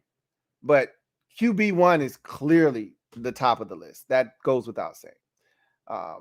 Whether that's Sam Howell or whatever, like we made linebacker a massive priority in the offseason. They said, hey, don't worry about it. We got an in-house option. Yeah, we're going to put Cole Holcomb at middle linebacker. Don't worry about it. We was like, what? Okay, fine. F it. You don't care. I don't care. It was working until it didn't work when he got injured. But they could very well do the same thing with quarterback. Say, yeah, we need QB1, and we're gonna turn over every stone, and then they may say, hey, Sam's the guy. Who knows? QB1 is at the top, and you can really fill it in however you like. There's preferences for everyone. You could talk to somebody that says, bro, we need corners. We can't stop anybody out there. The depth at corners stinks. The next person you talk to may say, look, that's fine, but you got to shore up the offensive line. You can't do shit. We got all these weapons, can't use them because we don't have no offensive line. You got to revamp that. The next person you talk to may say, hey, look, man, this linebacker shit is killing us. We can't keep putting 5 defensive linemen on the field because we don't have no linebackers. Go get a linebacker. We've been putting patches and Band-Aids on the linebacker position for 3 years now. Go get a linebacker. So you could talk to 5 different people and get 4 different lists for as far as what needs to be done up front, on this team. QB1 is 1. Re-sign Payne and or Curl is 2, because Curl doesn't have to be re-signed this year. He's got one more year, but this is the offseason that you would sign him. Payne has to be signed this offseason or else you have to franchise tag. Curl is in year 3 going into year 4, so he technically still has one more year, just like Chase Young, except he doesn't have a 5th-year option like Chase Young because he wasn't a first-round pick. He still got one more year left. So you don't have to sign Curl. Theoretically, this is the year you sign Curl in the offseason. Payne, you have to sign him. So or with those two, that's number 2 on my list. And number 3 would probably be, because they're not going to do anything at tackle, I don't think.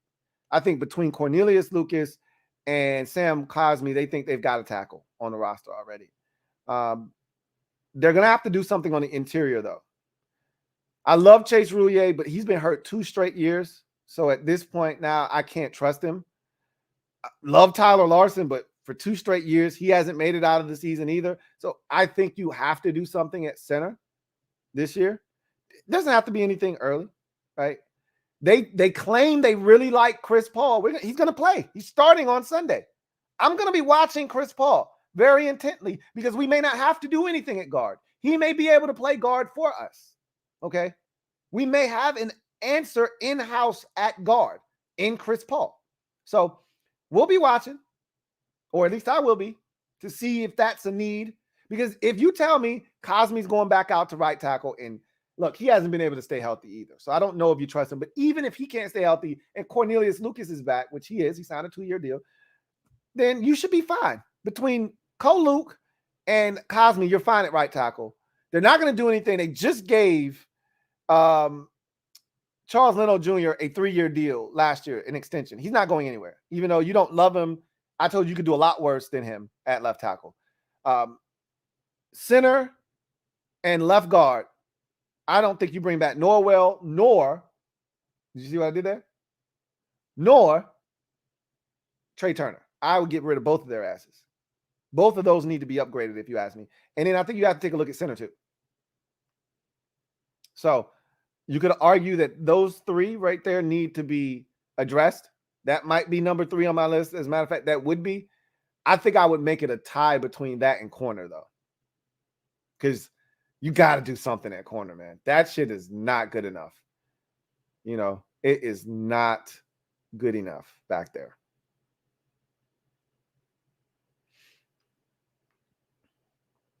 Let's see.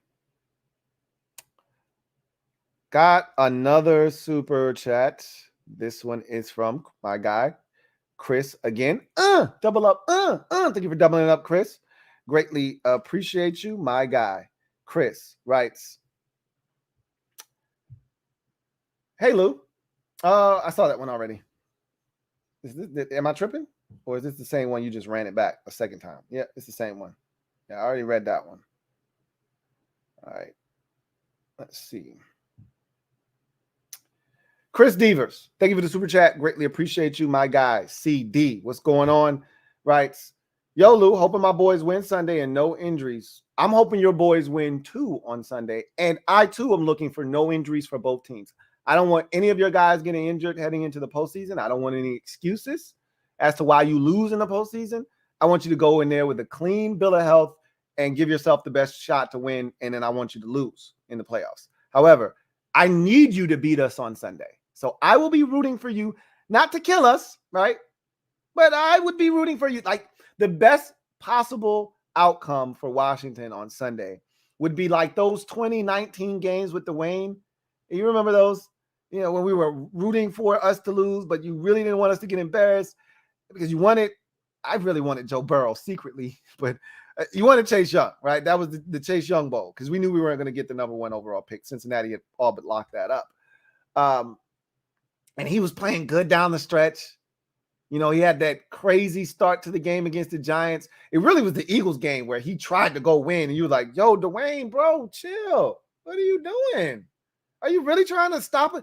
And then Case Keenum's ass come off the bench in that Giants game, and he's throwing BBs and darts. Like, Case, what are you doing, dude? Are you trying to cost us a chance at Chase Young? Luckily enough, Daniel Jones was like, I got 5 in me. I got 5 on it. He had 5 touchdown passes in that game. Didn't even know he could go that high. I need y'all to beat us. So I'll be rooting for that. I'll be rooting for a similar outcome to those late 19 games where they were close, right down to the wire, but we just missed them. Darn it. But I don't think that's how it's going to go. I think you guys are going to kill us. So just take it easy on us. As I always ask, just take it easy on us. All right. Will Kavanaugh, thank you for the super chat. Greatly appreciate you. My guy Will writes, thank you for being a member of the MOBB, who writes, as soon as Nikki asked that to Scott Turner, I wondered if there was rumblings in the front office that we didn't hear about. That's what I thought of too, Will. When Nikki asked that question, I said, Nikki, where did you get that from? I needed answers. But Nikki could just be being inquisitive, wanting to know. But normally when you get pointed questions like that, people are talking. And it could just be the media members talking amongst themselves like, yo, this Scott Turner shit ain't working. This isn't going well.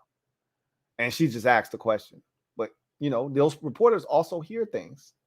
Yeah. Anyway, I'm right there with you, Will.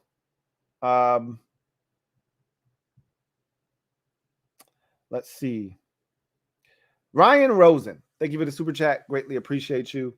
Ryan writes, Jaron Hall from BYU actually declared for the draft, Lou, so we could get him. I thought he was going back to school after the injury. I thought I saw him going back to school. If he declared for the draft, I like him. A lot of people don't like him as much as I do, which is fine. I haven't seen anybody that has rated him a first-round pick. I haven't even seen anybody really, salivating over him as a second-round pick. I really like the kid. I think he's got a lot of tools. I think he's got the athleticism I'm looking for. I think he's got extreme accuracy. I think he's got a live arm. All the things that I like. I've seen him go on the road in a couple of hostile environments and play well. But, here's the thing. He doesn't have, a ton of experience. He's been the starter the last 2 years, but he's also dealt with some injuries. So I think there's some knocks on him. I got to watch him. I haven't watched enough of him to be 100% sold. I just know when I have watched, and I watched like 3 games this year of BYU because they're on late playing against Oregon, some of these teams. I was like, they were on against Stanford one night. I was like, I think I like this dude. We'll see. I'm enamored by him, but I may go watch the film and be like, nah, I'm good, and see what everybody else seems to think about him and see. But I'll go back and watch, but I think he's intriguing. I think he's intriguing.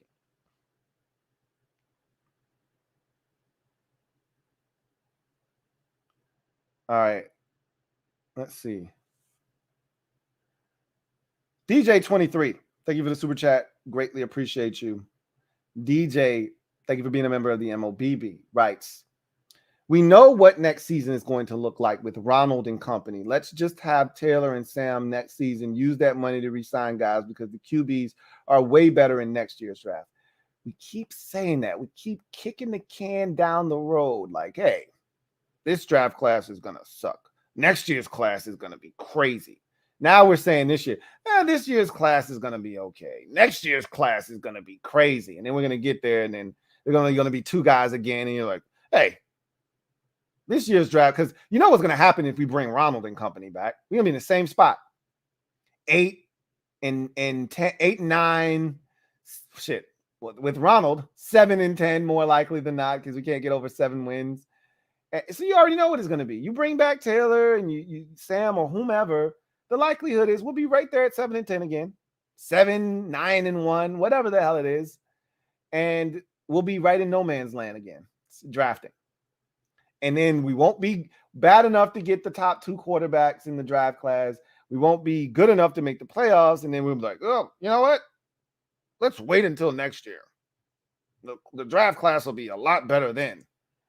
I don't know if you can keep doing that, man. And a wise man once said, until you have an answer at quarterback, you should be taking a quarterback every single year. Now, I don't know if that's feasible or not. If you draft a guy, you're going to really give him a true opportunity, then you can't keep drafting quarterbacks every year. But in our position, You should be doing something. And we have, like, to Ron's credit, we've done something every year. You may not like it. I haven't loved it. Clearly, I didn't want anything to do with Ryan Fitzpatrick. And I was indifferent to the Carson trade when it was first made. And then I convinced myself, hey, if we can give him and provide him with something, again, I thought we were getting at a bare minimum. We hoped. We had these ideas of grandeur about getting the 2016, 2017 versions of Carson Wentz. Hell, we were even comfortable with the 2020 version, or 20, what was it, 18 that they made the playoffs? I think it was. Was it 19? I think it was 19. Whatever it was, we were even comfortable with that version. I was like, to hell with all of that. Just give me the Colts version, 27/7, with a better, skill set of guys around them. A bit of trio of receivers. I didn't know what the run game is going to look like, but I said the offensive line will protect them better than Indy did. Oh, boy, was I wrong about that. I was expecting him to give us an upgrade. Got a little taste of it in the Jacksonville game, a little taste of it in the second half versus Detroit. That was a tease. We didn't see that again the rest of the season. But that's nor here nor there. The bottom line is they've tried to do something every single year. You have to at least give them the credit of them never really being totally sold on what was here and making conscious decisions to go after quarterbacks. Now, it's blown up in our face every single year, but at least they're trying something. It's not the definition of insanity where they just keep doing the same thing over and over in terms of bringing the same guys back, but they're doing the same thing by just continuing to go after veterans. And maybe they need to try something different, like go get a young guy. But at the end of the day, I don't know if you can afford to not do something at quarterback this year. And just because you do something at quarterback this year, just like we drafted Sam Howell last year, that doesn't preclude us from doing something at quarterback this year. Let's say you don't get a first-round quarterback this year, but you get one in the second round this year. Okay. Doesn't mean you don't draft a first-round quarterback next year if, that second-round pick isn't what we thought he was, or, we're not happy with, the progress that's being made there. It doesn't stop the next group that comes in here, because again, that would be Ron and company's guy that drafted in the second. Sam Howell would be Ron and company's 5th round pick. That's not the new guys, 2nd or 5th round pick. They come in like, those guys are cool, but we got a guy right here that we're targeting at number 7 that we think is the franchise quarterback of this team moving forward. So yeah, I don't have a problem with them probing, searching, looking, and hopefully identifying a quarterback and bringing him in, even if it's a veteran. Would prefer that to be a young guy, but we shall see. Let's see. John Livingston, thank you for the super chat. Greatly appreciate you. Thank you for being a member of the MOBB. My guy, JL Smooth, writes, Lou, choked up with happiness with the remarkable signs of improvement DeMar Hamlin has made, especially when he woke up and wrote, "Did we win?" Yes, young man, you won. Amen to that. When I heard that, my heart absolutely smiled. And it showed me a number of different things. Again, movement in his arms, in his hands. It showed me brain activity for him to even be cognizant of the fact that he played in a football game, knew he didn't finish, but hey, did my team win? That's tremendous. I'd love the fact that he's making these drastic improvements. They said they're not out of the woods yet, but he's trending in the right direction. I would love to see a video and look, the family isn't looking to, they've already benefited as much as anyone could in this situation because of the toy drive and how much attention was brought to this, being that it was a Monday night game. They're not looking for exposure on social media.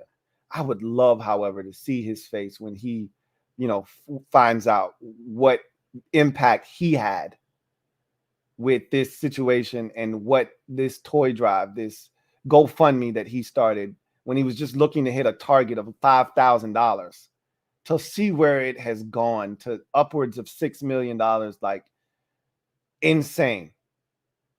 I would love to see his expression when he finds out the impact that he truly had, on people, and has, I should say, not past tense, present tense, has. It's amazing stuff.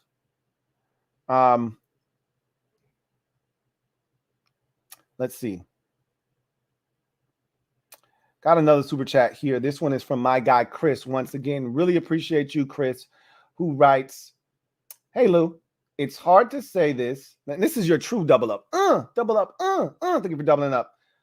My guy, Chris writes, it's hard to say this. Why should the fans be excited about next season with the fundamentals of coaching being our number one problem in a tougher schedule next year? Buffalo, Miami, San Francisco, LA Rams, and the NFC East. Because you get excited every year, Chris. That's what we do as fans. Fan is short for fanatics, all right? For fanatic. We're at heart, we can talk all the shit we want in the offseason, but once the games start, we get excited.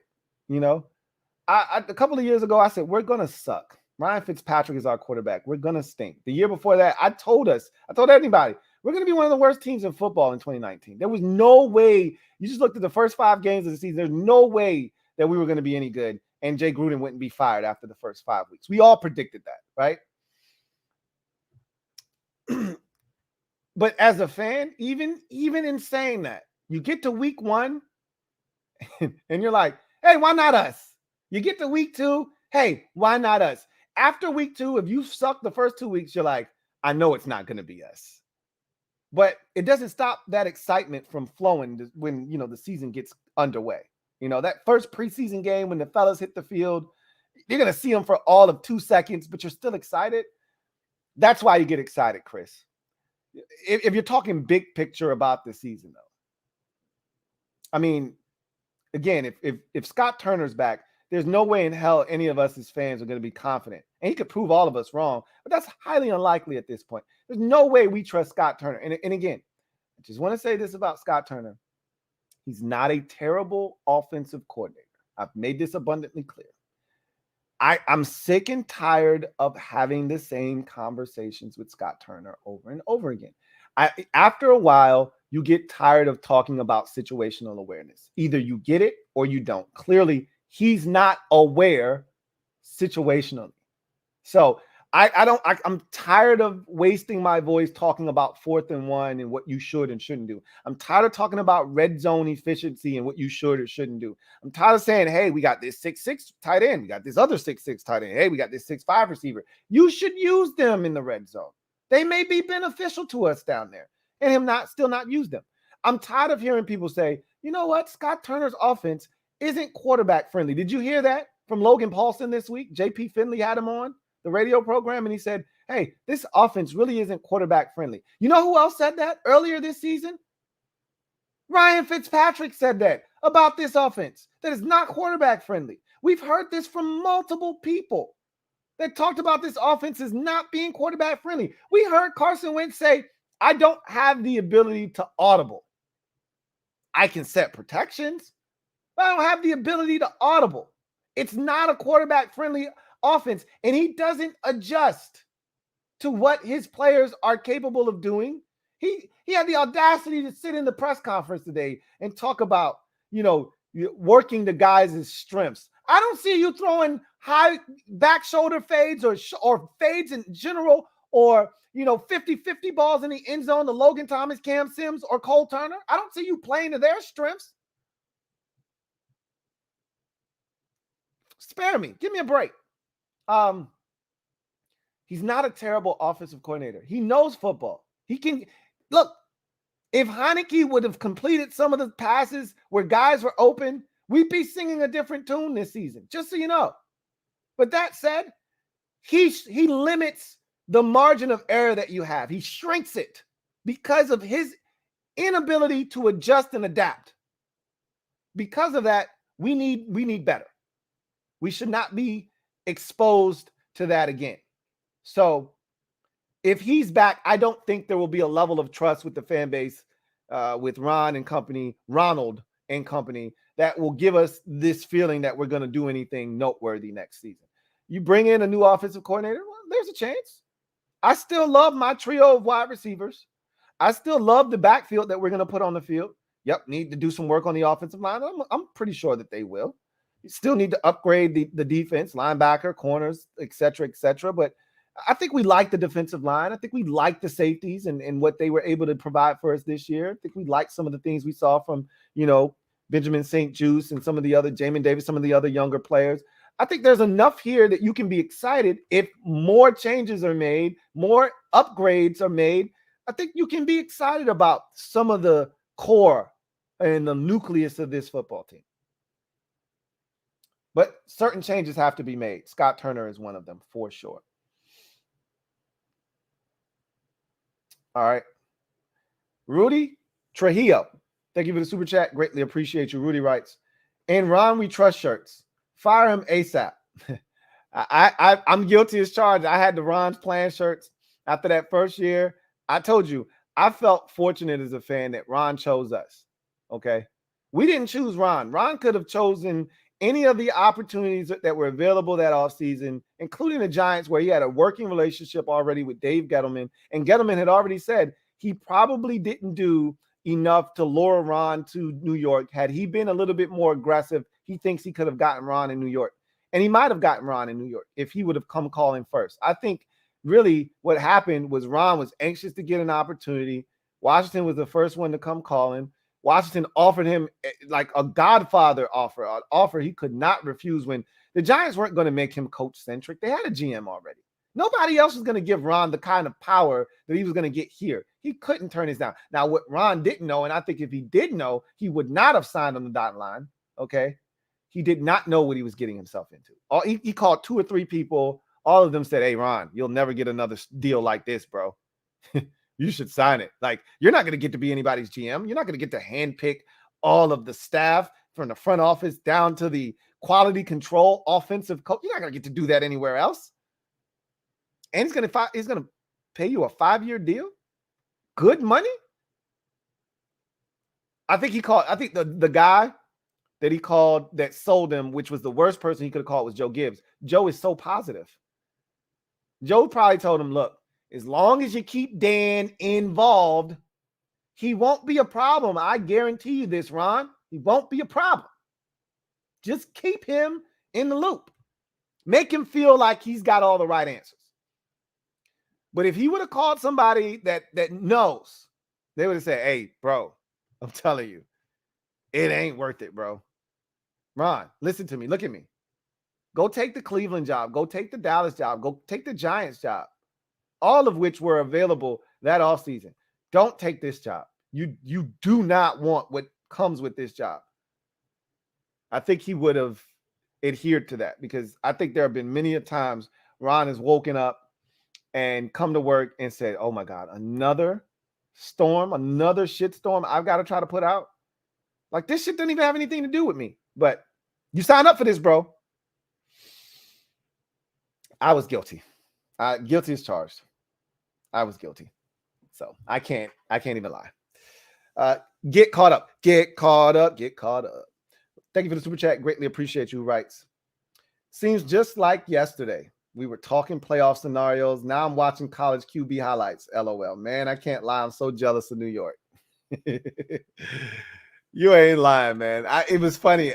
I was reading the comments from, because I was searching yesterday. I told you guys that I was looking for the comments from the 2 people, and I found one of them. One was Frankie Yo, and I thought it was somebody else that had made mention of the most important commander, which ultimately turned out to be, really, it's the center position as a whole, but Tyler Larsen in particular, because I think last year we were having success and then Tyler Larsen got hurt, and that's when the season went to hell in the handbasket again. But that's no here nor there. I was looking at the comments. I was going back in all the older videos trying to find that the one comment I was looking for that I didn't find. And I was just reading the comments and I was just thinking like, damn, I was so confident. I went back to that Giants game, the first one. And the heading going into that one was looking for respect, something to this effect. I don't remember the exact title, but it's like looking for respect on the road against a struggling, Giants football, against a struggling team or some shit like that. The Giants had lost like 2 out of their last 3 or 3 out of their last 4. They were struggling, man. They went from like 6-2 to 7-5, right? Going into that, they were 7-4 going into that game. And we were 7-5 because we hadn't had our bye and they did. But they were once 6-2. So they had lost 2 out of their last 3 games. I think they had lost 2 straight, as a matter of fact, and 3 out of their last 4, something like that. So they were struggling, needless to say. And I just remember how confident I was going into that game. Like, we're going to go in there. We were up 10-0. You remember that? 10-0. And if Heinicke doesn't miss a wide open Logan Thomas, it's 14-0. And that might be a totally different game. We blow that 10-0 lead. It's 13-13, I think, at halftime. 13.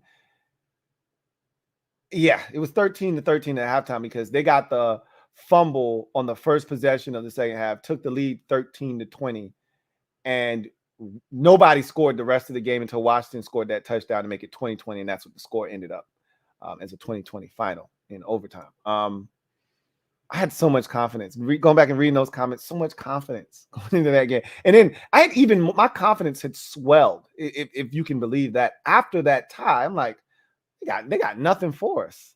They didn't even score other than us gift wrapping them the football at the 20-yard line on the first. They didn't do anything in the third, fourth, or overtime. In the second half, they did nothing. We had 2 drives that spanned like a combined 13, 14 minutes.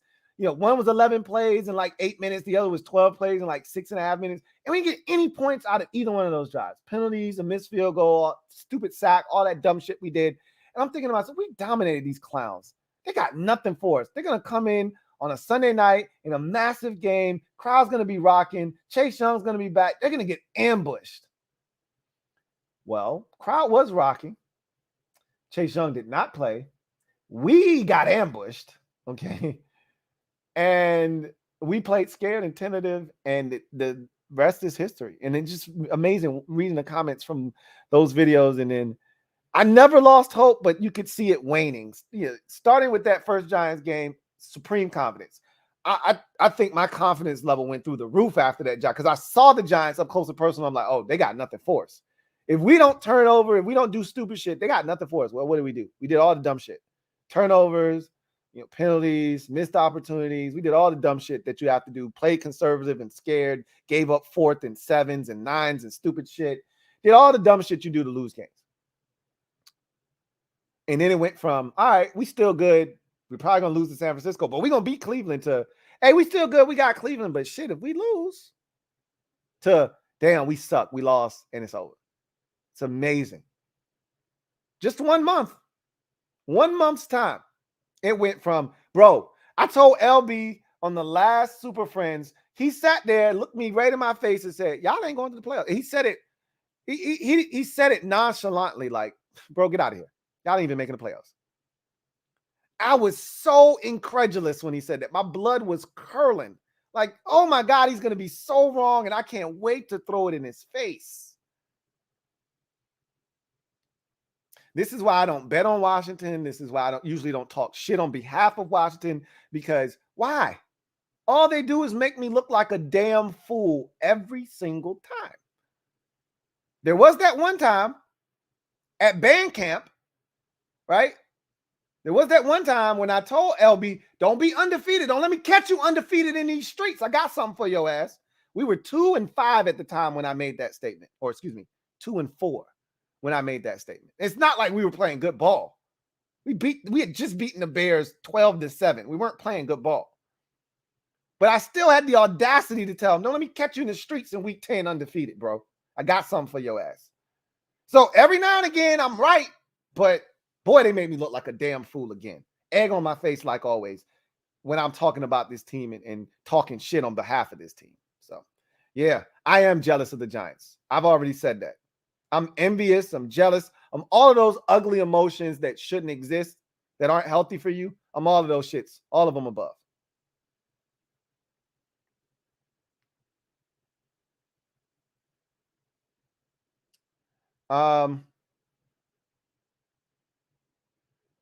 Let's see. Got another super chat. Here we go. This one is from Marcus B. Thank you for the super chat. Greatly appreciate you. Marcus writes, Lou, see the teams for the schedule next year? Rough. I haven't looked. I mean, because again, my brain wasn't wired to start looking into the future. We got plenty of time in the offseason to look at that. This is the thing you have to understand about the NFL. You don't know who's going to be good and who's not going to be good. You look at the schedule last year and you say, oh, man, got the LA Rams. Boy, that's going to be brutal. They sucked ass, right? Man, Denver is going to be crazy. If you got Denver on your schedule, look out. Denver who? Denver Broncos were terrible, all right? Man, hey, you got Miami. You might be able to beat the Dolphins. Dolphins were really good at the beginning of the season, right? Philadelphia Eagles on the schedule. Hey, that could be a win. Eagles were tearing shit up. Like, again, you have no idea about who's going to. Green Bay. We saw the schedule. Oh, shit. Green Bay. I told you we were going to beat Green Bay. Before the season started, I said we're beating Green Bay. In FedEx, Aaron Rodgers, that's his kryptonite. We go to Green Bay, we're not beating him. But when he comes here, but you look at the schedule, oh, shit, Green Bay. By the time we got to Green Bay was ass. It was straight ass cheeks. Ass-tastic. So you don't know, is what I'm trying to tell you. So you may look at the schedule. Somebody already threw out some teams, San Francisco. And what if Brock Purdy, what if they go back to Trey Lance, which they will, and he's garbage, and we get them week 3 before they realize, hey, we probably should go back to Brock Purdy. Who's to say? San Francisco might not be what you think they're going to be. They could win the Super Bowl this year and suck, just like the Rams did. All right? The Dolphins, we don't know what they're going to be next year. What the situation with Tua is going to be, you don't know. Buffalo is going to be good. That is one we can pretty much be assured of. You don't want any smoke with them, but what can you do? But again, you look at the schedule and it is what it is. Like, understand that we have no idea. We think we know, but we have no idea. The league proves this over and over and over again. So let's see. B-Hat, thank you for the super chat. Greatly appreciate you. B-Hat writes, any head coaching candidates you have your eye on this offseason if Ronald gets the boot? I'm still eyeing someone like Eric Bieniemy or Kellen Moore.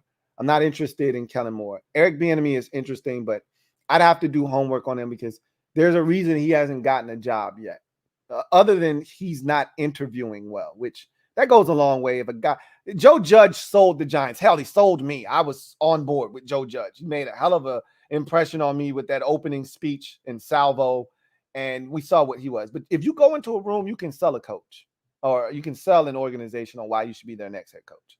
Clearly, he hasn't been able to do that well, which is why he hasn't gotten a job.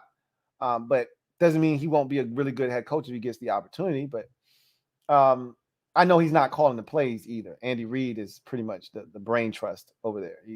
He's just calling them into the helmet.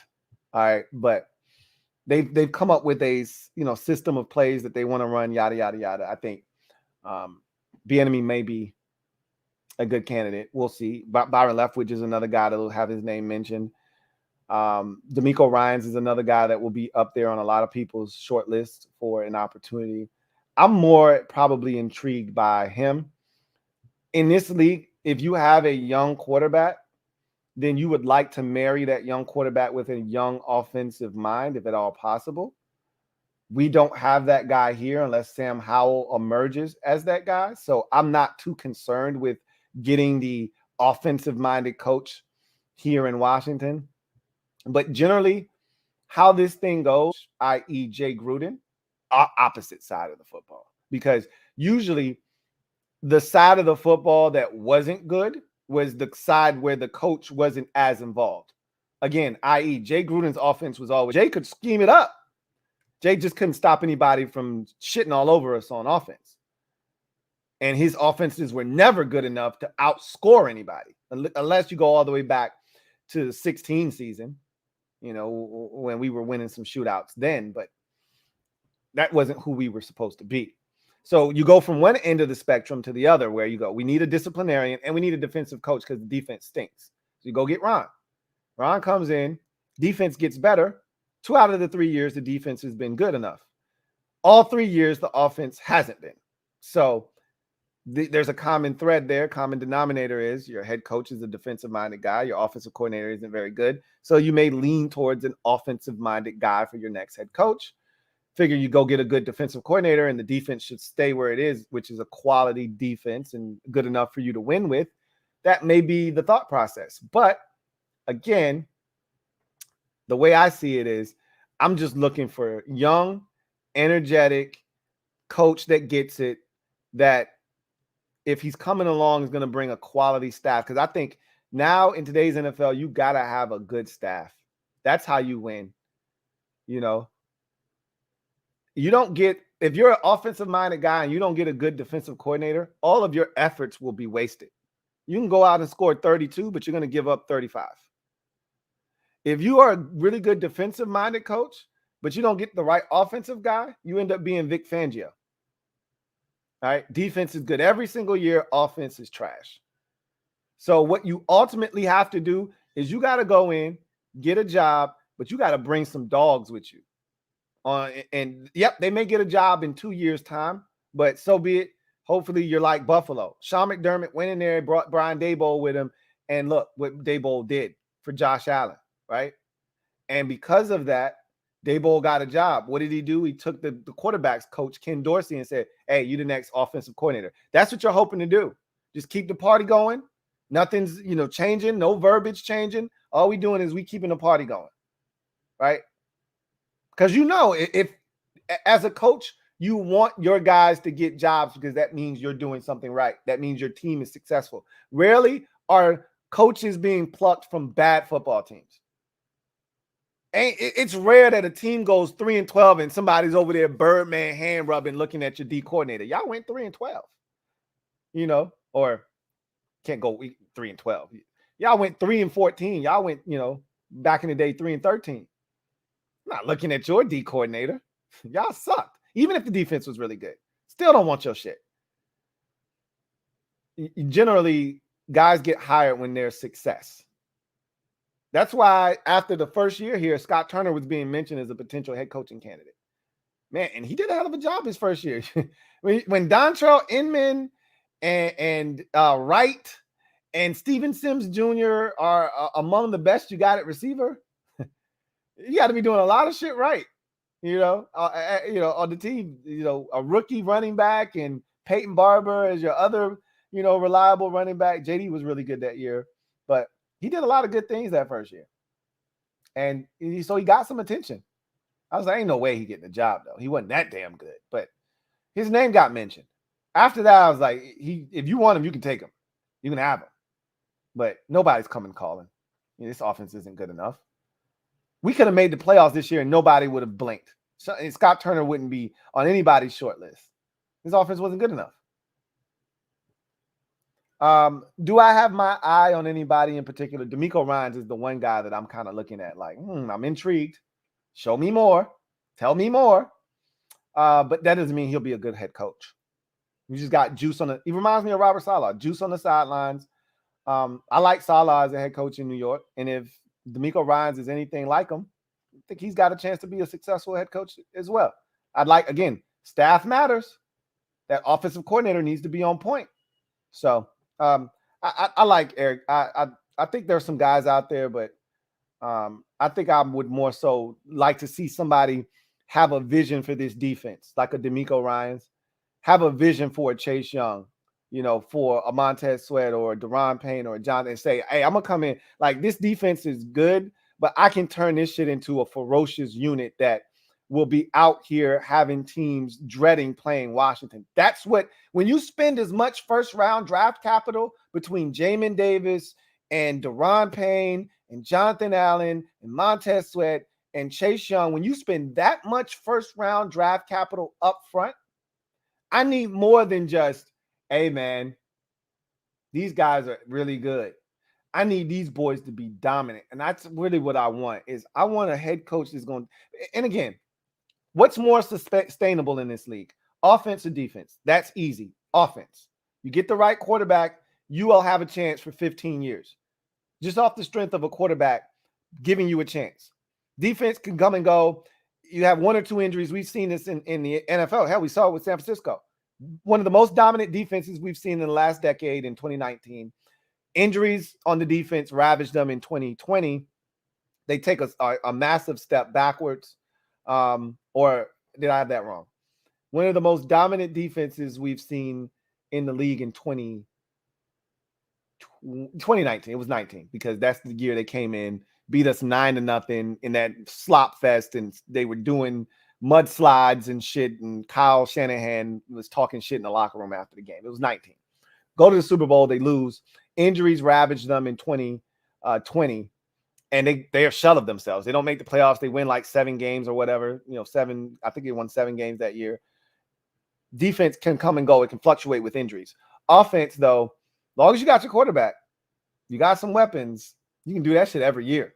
You know, Aaron Rodgers, all he needed was Devontae Adams every year, and he was good. You know, offensive line was in flux every year. Hey, I still got Adams out there, right? I'm good. I'll get it to him somehow. So it's more sustainable, but I like DeMeco Ryans because I think he could take this defense and make it a dominant unit, which is really what I want. I don't think Jack is, really that guy to take this defense from more than just really good.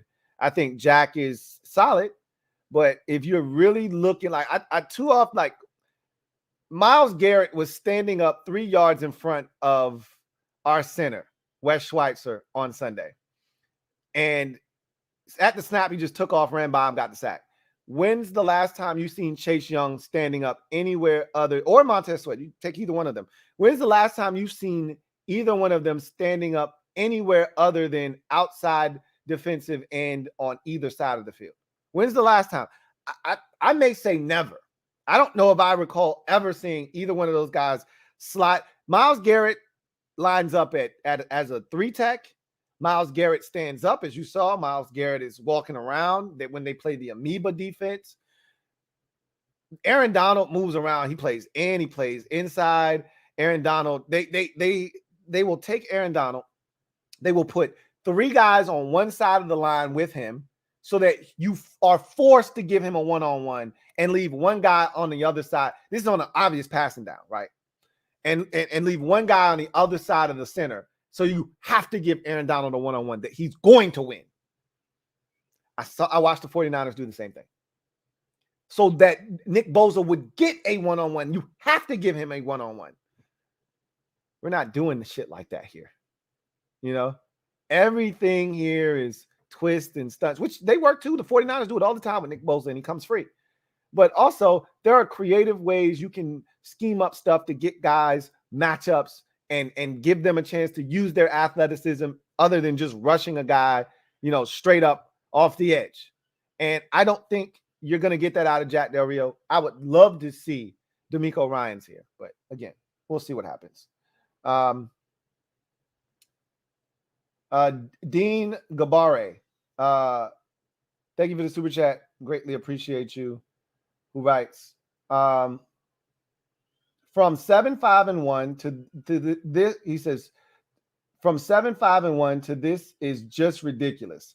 Got to clean house and get a fresh young coach in here.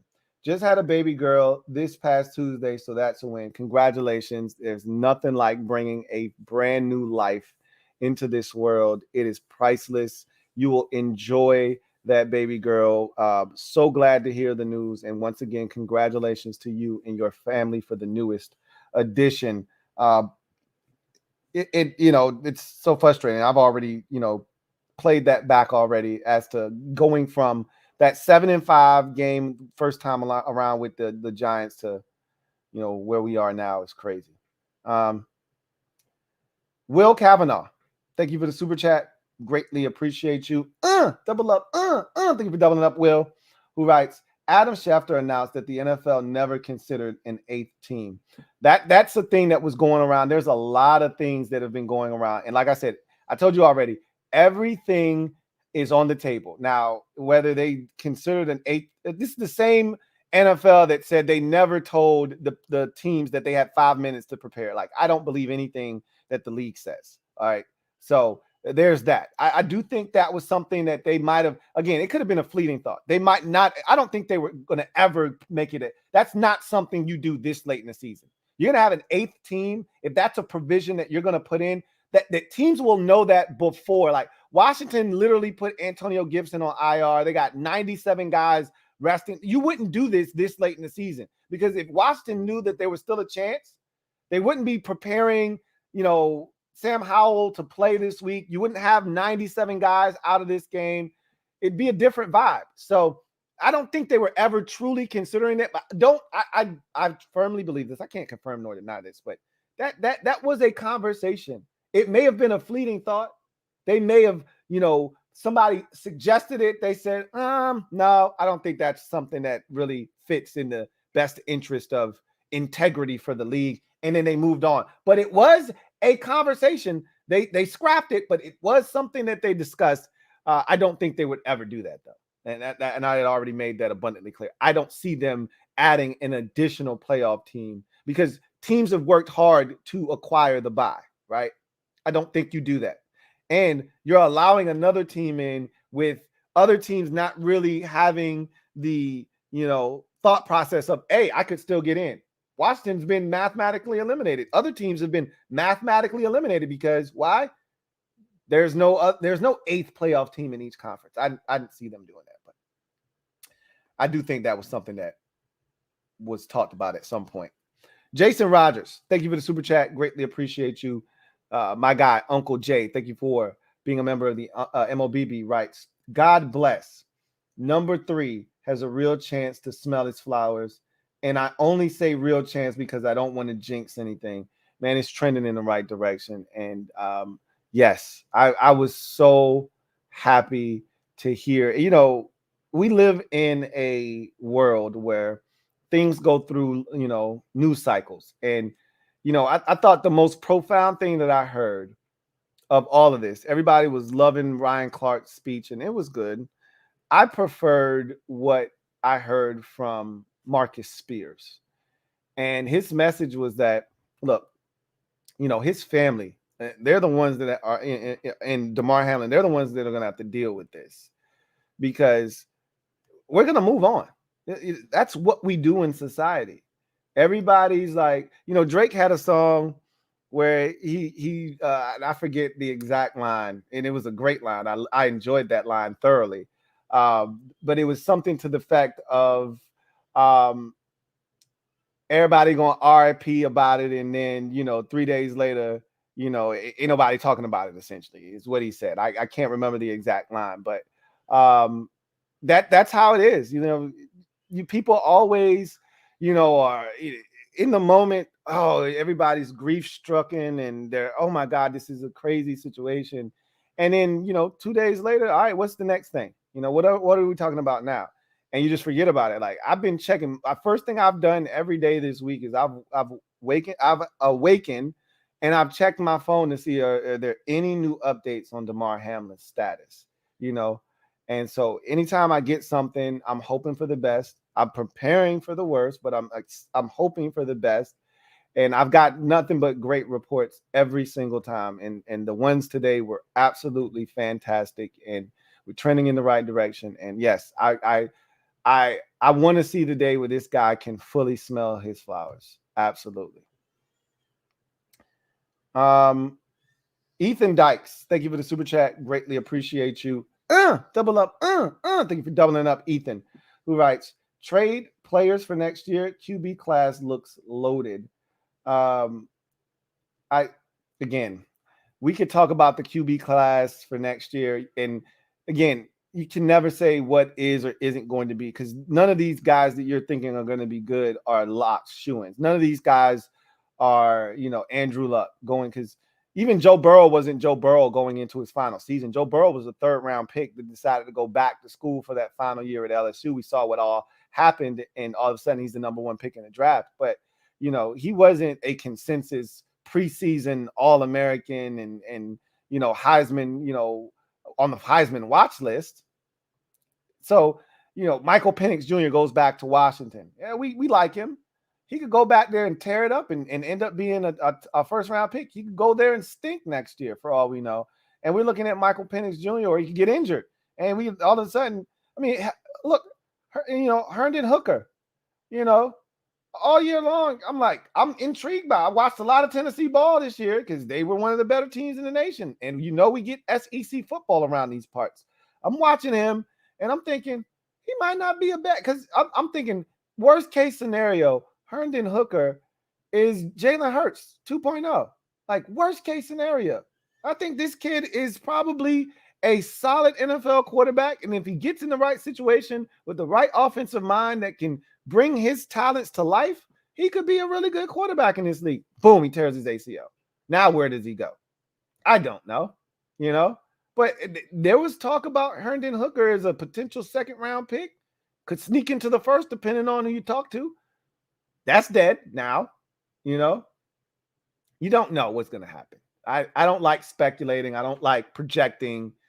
All I'm going to tell you is unless you've got a Bryce Young and a CJ Stroud, or you got a Joe Burrow at the top of your draft, I can't assure you anything.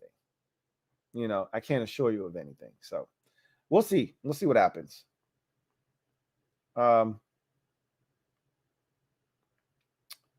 Marcus Dixon, thank you for the super chat. Greatly appreciate you. My guy, Marcus Dixon, writes, what is the most likely scenario that will happen next year with this team that I should be hoping for / excited about? Can't think of one unrealistic scenario, but I cannot think of a realistic one. Give me hope. Well, the most realistic one is that Daniel Snyder sells the team. Do you need anything more excited to be? More excited to be than that? I mean, to be more excited about than that? Gosh, do you need anything more, than that to be more excited about? If he sells this team, everything that we would have gone through for the last 2 decades is over. And again, I can't assure you that the next guys that come in here or the next group that comes in here is going to be any better. They won't be any worse than him. I can assure you of that. They might not be any better, but they won't be any worse. So at the end of the day, we're going to get our franchise back. That should trump everything. Quarterback talk, corners, offensive linemen, you name it, linebackers. That's trumped by getting new ownership. Whether Scott Turner is back or not pales in comparison to whether we get rid of Daniel Snyder and get a new owner in here. So understand that right there in itself, Marcus, is enough for you to be excited. So that's the most realistic thing that you should. Now, unrealistically, if you want to swing for the fences, cleaning house. That's not going to happen. Swing for the fences if you like. Ron's not going anywhere. I don't think he's going to have the presence of mind to fire because, Ron I don't think he gets it. I don't think he sees everything that, even though I think Ron is a smart guy, I don't think he's actually aware of the fact that Scott Turner hasn't been good enough and that he's failing him right before his eye. Like literally, you're going to get fired because of Scott Turner. I'm not sure that he actually sees it that way, which he should. If he's a smart guy, then he will part ways with him. But I can't imagine him giving him an extension last year and then 1 year later saying, okay, you got to go. I can see Ron saying, you got to be better or I'm going to have to go in a different direction. But you might not be here to go into a different direction. So the time is now. No time like the present. Let's see. Got another super chat. This one is from Trevor Patch. Thank you for the super chat. Greatly appreciate you. Thank you for being a member of the MOBB, who writes, draft a QB? Why? Cole Kelly is still out there. That big, tall son of a bitch, as we used to call him around these parts. He was here in Washington. They cut him loose. That was your guy, not mine. Just remember that. 16 Devil Doc. Thank you for the super chat. Greatly appreciate you. Thank you for being a member of the MOBB. 16 Devil Doc writes, just got here, Lou. In my opinion, the priority this offseason is center. A good to solid to good cornerback 3, a third and fourth linebacker, guard, tackle, and tight and defensive end depth. What's your opinion? The priorities, all of those are priorities. In what order you put them in and sequence them is, again, up to whomever is crafting the list. Quarterback, which you didn't mention, is number 1 on the list. But again, how do you attack that? How do you address that? I don't know. We'll see what they decide to do. But to me, every list starts with QB. All right. And again, we're not talking about the off the field stuff. We're not talking about new ownership. We're not talking about new offensive coordinator. We're talking about strictly, personnel on the field. If you're talking about adding all of those things in, then nothing trumps ownership. And then after that, either removing Ronald altogether, or at least at a bare minimum, getting rid of Scott Turner. Those would be the first two things on the list. Nothing. I mean, you literally would make the list, and new ownership would literally be the only thing on the list. And then you would turn the page over, and then number two would be. That's how long you would have to go before you got to anything remotely close to ownership changing. So I would say that of all those things that you mentioned, you say a good solid to good cornerback 3. I'm looking for a cornerback 1. I like Benjamin St. Juste. I think he is a really quality CB2 in this league. I would like to just have a guy that we draft. Like if you don't get a quarterback, let's say Washington loses, because I fully expect them to lose on Sunday against Dallas. Let's say you lose the game and you end up with the 11th pick in the draft. I don't know where we'll end up. Let's just go with 11. 11 seems like a nice round number. Seems like where we probably should be with a loss and finish 7-9-1.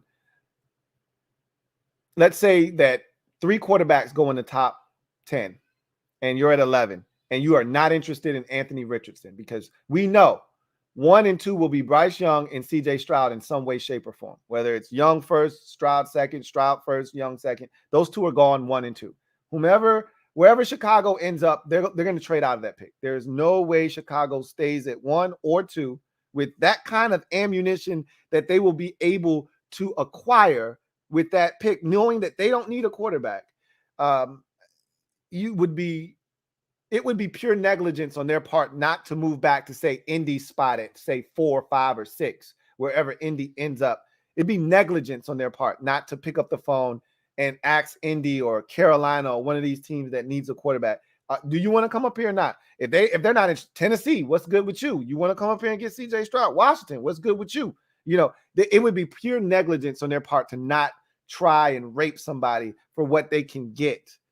Absolutely. I'm talking about take the draft and bust somebody over the head with it, and just, like Sonic, when he would hit something and rings would come out. That's what you should be doing to one of these teams. I mean, absolutely crush them and just watch draft picks and young, talented players spill out, and you just start collecting all of them shits, right? And then Will Levis goes to the Raiders. Let's say Indy trades up. They take the second of the 2 quarterbacks. The Raiders stand pat at 7. They take Will Levis, and we're sitting there at 11. Now, you can take Anthony Richardson if you like. I think you'd be a damn fool to do that. But and he could be gone by then. I don't think he will. So you don't want any of the quarterbacks that are left at, not at 11 at least, right? There's some offensive linemen that intrigue you. There's a tackle or 2 that, would definitely upgrade your offensive line at this point. Michael Mayer at tight end is very intriguing. Maybe a little early for him, but you like the young talent tight ends that you have, right? You got a bunch of them. You still got Logan Thomas. You're not drafting a tight end at 16 or 11, excuse me. You know what I want? I want a corner. I want one of these lockdown, shut it down boys. We got too many elite receivers in this here division with the and don't think for one second the Giants aren't about to go get them a guy, okay? Because that's probably priority number 1 for the Giants this offseason. Like, yo, we got to go get us a dude. Washington has Terry McLaurin. The Eagles, and we got Terry McLaurin and Jahan Dotson. He's coming, right? If you've been watching, you know it, you see it, okay? Curtis is cool, but he's going into the last year of his deal. We'll see if they keep him around. But Jahan and Terry, that's a mean one too. The Eagles already got a mean one too. And AJ and Devontae, right? And then we know the Cowboys have CeeDee Lamb, okay? And Michael Gallup ain't too damn shabby himself. And so you got to have corners in this division, man. Like you can't go into the season thinking that, hey, I got 2 corners, and if one of them get hurt, I'm in trouble. And frankly, I love Juice, but Juice, he ain't a speed demon. He can't run for real, right? Like, you can get on top of Juice, And that's why I think they've been, hesitant to be super aggressive. I actually like what Danny Johnson did, to be honest. But Danny did this shit to me last year. But I'm a Danny Johnson guy through and through. So I would bring Danny back. Kendall's got one more year left on his deal. Juice looked good. Of course, he'll be back. I think that's where you draw the line right there. That's 3 dudes. The rest of these young boys they brought in, Wild Goose, ain't no guarantees, right? It's Chico the Barge with him and Castro Fields. No guarantees, all right? And so for me, corner at 11 is what I'm staring at. Like, hey, the Gonzalez kid from Oregon, Ringo from Georgia, the corner from Alabama. I'm looking around at all of these young boys and I'm saying, all right, which one of y'all are the most legit? That's what I'm eyeballing. But again, I'll get into that when we get into the offseason. I'd have cornerback. And I'm not looking for a CB3. You don't draft CB3 in round 1. I'm looking for CB1, okay, in round 1. Okay, that's what I'm looking for. So anyway, so for me, quarterback, cornerback, and then after that, we can have a discussion, an open dialogue, whether it's interior offensive line. And again, you said you just got here. One of the things I mentioned, Chris Paul is going to get a look-see at guard in this game against Dallas. This is a ferocious front that Dallas is going to put on the field. This is going to be a really good test for him to see how he does. If he handles himself well in this game, I'm intrigued. I want to see more, and he may go into next year as your penciled-in starter at right guard. We'll see. But I think there's a lot that still needs to be done on the offensive line. But if you find something there, and Chris Paul potentially, obviously Cosme is a wild card because he can't stay healthy. But you can put him back at right tackle. I still think you need to upgrade left guard, right? And center is, like you mentioned, something. I think the third thing I would slide in there is an interior offensive lineman, right? That's the next thing I would slide in there. But again, you could list it any way you like. Trevor Patch, thank you for the super chat. Greatly appreciate you. Double up. Thank you for doubling up. Who writes? CJ Stroud bust on arrival. # scout the helmet exists. It does, but it shouldn't. But it does. But CJ Stroud, he showed me a lot because I'm not gonna lie to you. I was not the biggest CJ Stroud fan. This wasn't quite like Justin Fields against Clemson. Remember when he threw like 6 touchdown passes after getting injured? And everybody's like, oh, Justin Fields should be in the conversation for the number 1 overall pick. And I'm like, are you guys insane? This isn't that. Like what I watched from CJ Stroud in that playoff game against Georgia, which is a ferocious defense. Like, first of all, Clemson was not even close to being a ferocious defense. What he did to Clemson was fine, but Clemson's defense wasn't good that year. Georgia's defense is legit. And he went in there and he carved those boys up. And what I saw from him was a level of poise, pocket awareness, pocket mobility, the ability to throw on the move. I saw a lot of things from him in that game that I questioned. He answered a lot because that's the biggest stage. That's as big as it gets. Playoff game, best defense in the country, or one of the best defenses in the country. And he goes in there and he shows out. I was impressed with him in that game. And so I haven't always been impressed with CJ Stroud, but you know it when you see it. He's got it. Now it's a matter of, him getting to the right place. But I think he's got a chance, more so than Dwayne Haskins. What was the kid that won the national championship for them and got drafted by the Chargers? I don't know why I always forget his name because he was very forgettable. But him, Justin Fields, all of those dudes that have been, of recent ilk at Ohio State, the Barrett, CJ Barrett, all of those dudes, you put them all in the same box. They all look like NFL, backups and bust. None of those, or JT Barrett, I think I called him CJ Barrett, JT Barrett. All of them look like NFL, but all of them look like they wore Ohio State helmets and that they weren't going to be good in the league. CJ Stroud looks different. Fields, I wasn't sold, but the athleticism is on full display. That's going to give him a chance. But I still question his ability to throw the football consistently. But Stroud, I have no such doubts. But we'll see. We'll see.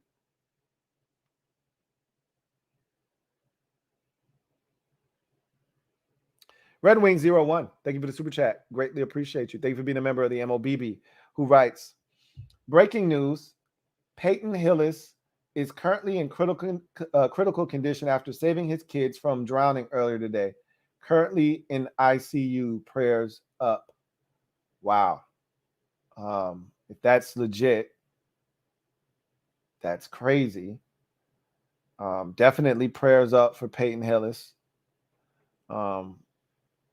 That's the ultimate sacrifice.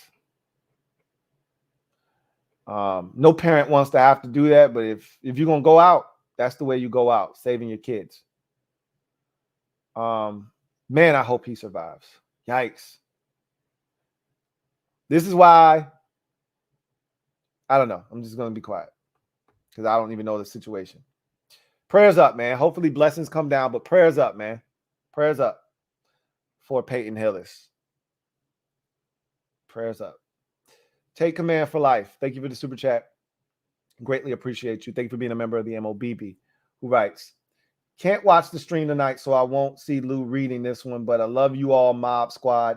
And Lou, what do you think about re-signing Payne? We love you as well, man. That energy is reciprocated. Re-signing Payne is a must. We all love Jonathan Allen here, and Allen has been spectacular. He's a leader on his team. You know, if you're looking for a quotable, he's the man that you go to. But Daron Payne has 11 and a half sacks this year. Okay. We're depending on what he does this Sunday, and he easily could have had 4 more sacks that he just flat out missed. He missed one against the Browns. He missed another one against the Giants. Like, he could have easily been at 13, 14 and a half sacks this year. The man's at 11 and a half. Jonathan Allen has never had double digits in his career. He's heading into that Brian Orakpo, Ryan Kerrigan territory of, most sacks in a season for a Washington, edge rush or lineman or rusher, just call him a rusher, in the last, 15 years. Like, we don't get double-digit sack guys on this team. Montez Sweat still hasn't hit double-digit sacks. Neither is Chase Young. Nobody else has hit it. The last guy to do it here was Kerrigan, obviously. And I don't think Kerrigan nor Orakpo ever hit over 12 sacks, 12 and a half. He's got a chance to do that this game from the defensive tackle spot. And we already knew what he was as a run defender. Like, that was never in question. We never questioned Daron Payne, the run defender. It was, can you successfully alter games by getting to the quarterback? He answered that with a resounding yes this season. You do whatever you got to do, but 94 can't play anywhere else. And I assure you he'll be back next year. That's not up for debate. Because if they can't reach a long-term deal with him, he'll get franchise tag. I just hope we don't play the franchise tag game. We've already given him all the power by not signing. And again, they were right to not sign him long-term prior to this year. Because I hadn't seen it up until this. And when I say I hadn't seen this pass rush from him. I saw all the other stuff. I hadn't seen the pass rush. That completes the package. Now you need to get your money. You saw what he did after the first sack he got against Cleveland on Sunday. He went like this. Write me my goddamn check. Bro, you deserve it. You've earned it. I don't know how big that check's going to get. It's going to be pretty substantial. And you earned it. He'll be back. Whether it's franchise tag or a long-term deal, he'll be back next year for sure.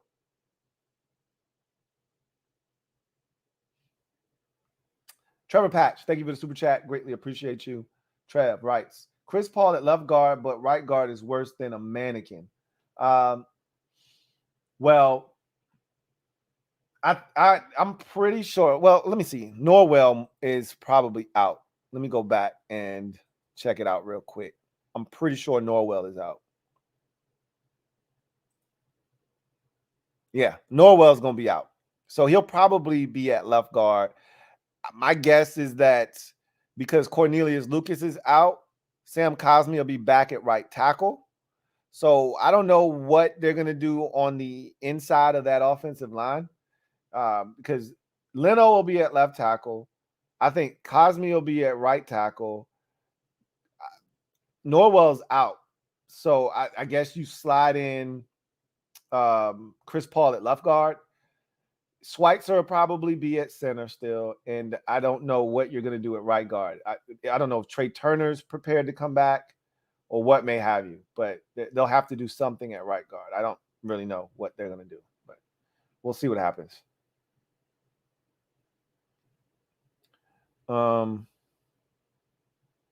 Let's see.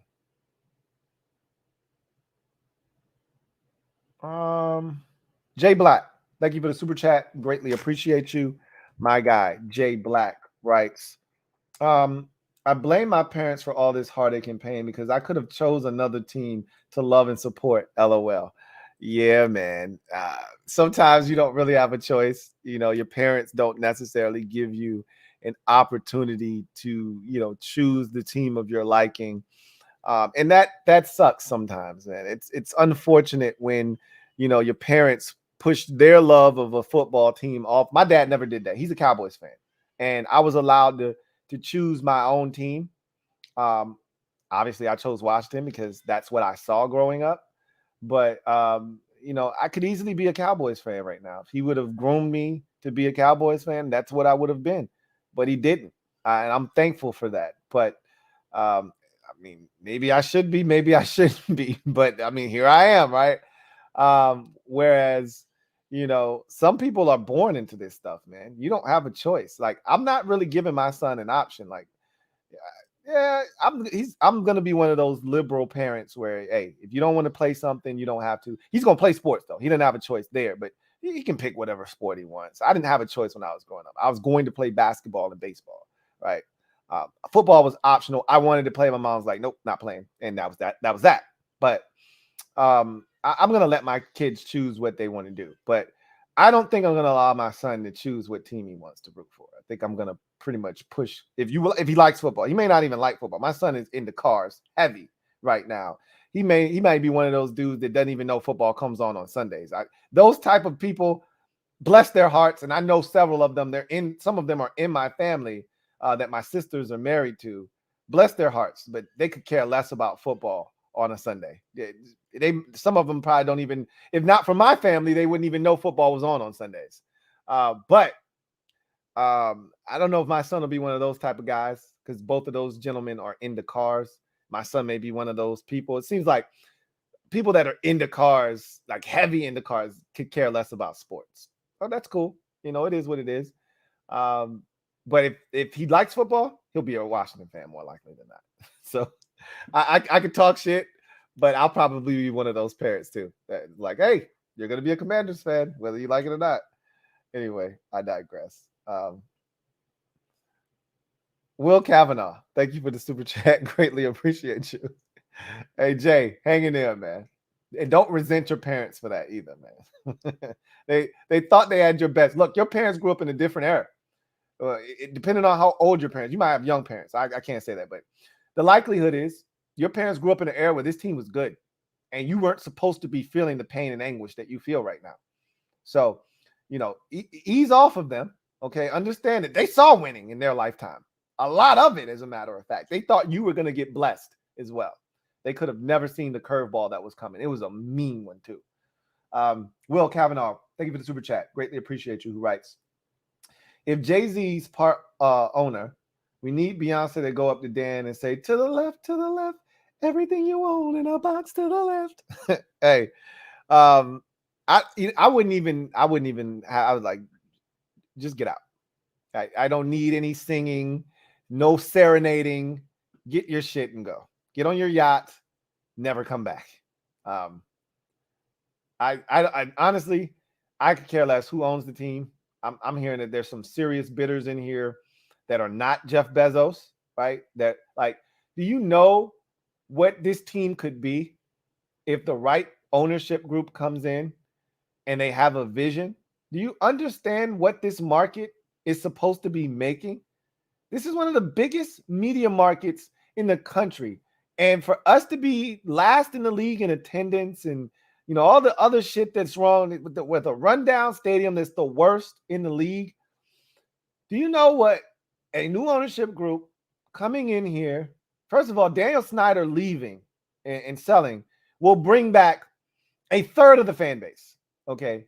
2/3 of the fan base left this organization. 1/3 left and swore they weren't coming back until Dan was gone. The other third left after the name change and swore they weren't coming back. And they may not ever return. Okay. But the 1/3 that said they wouldn't come back until Dan was gone, they'll be back. You get a new stadium, and even the ones that said, hey, I'm out, we're no longer the Redskins, get a nice, snazzy new stadium in a good location, state of the art, start winning some ball games. Do you know what this shit would turn into? Understand what kind of a sleeping giant this is. So I don't really give a shit who comes in here. I just hope they let the football, they come in, put their money where it needs to be, and hire the right people, and then move out of the way and let football guys make football decisions. When you spend $7 billion or whatever this team's going to go for, you get to have any say-so you want. That's just how it goes. I just hope that this ownership group understands how it works. Like, this isn't pharmaceuticals. You're not coming in here and having limited to no experience in this field, but you're a great businessman. So you figure, I'm going to come in and I'm going to use my wealth of knowledge as a businessman for over 27 years. And this ain't that. This is you might be good on the business side of things. Let the football dudes handle the ball, please. If you're not well-versed in that, let the football dudes handle the ball. So we'll see what happens. I don't need Beyonce serenading nobody. Dan, get your shit and get out. That's what I'm on. Trevor Patch, thank you for the super chat. Greatly appreciate you. Who writes, Love Wilson Fields will be on the trading block with some being in striking distance to upgrade in the draft. Ron interested? You interested? Mob? Love, Wilson, and Fields. So he's talking about all three of those quarterbacks. Green Bay's not trading Jordan Love. I think they would first trade Aaron Rodgers before they trade Jordan Love. They don't want to find themselves in the quarterback wilderness. How much longer do you think Aaron Rodgers is going to play? It's not going to be, more than 5 years max. I don't think it's even going to be that long. With that said, they got a guy. They drafted a first round quarterback. They went up and traded up for him. I don't think they plan on letting him leave. I think they've got, plans of Aaron Rodgers being passed the baton from Brett Favre in their future. That's what they're kind of seeing this now. It may be messy, just like it was when Brett left and then decided he wanted to come back, and they was like, hey, we already gave it to Aaron. Sorry, dude. It might get a little messy and feelings might be hurt, but they'll be okay.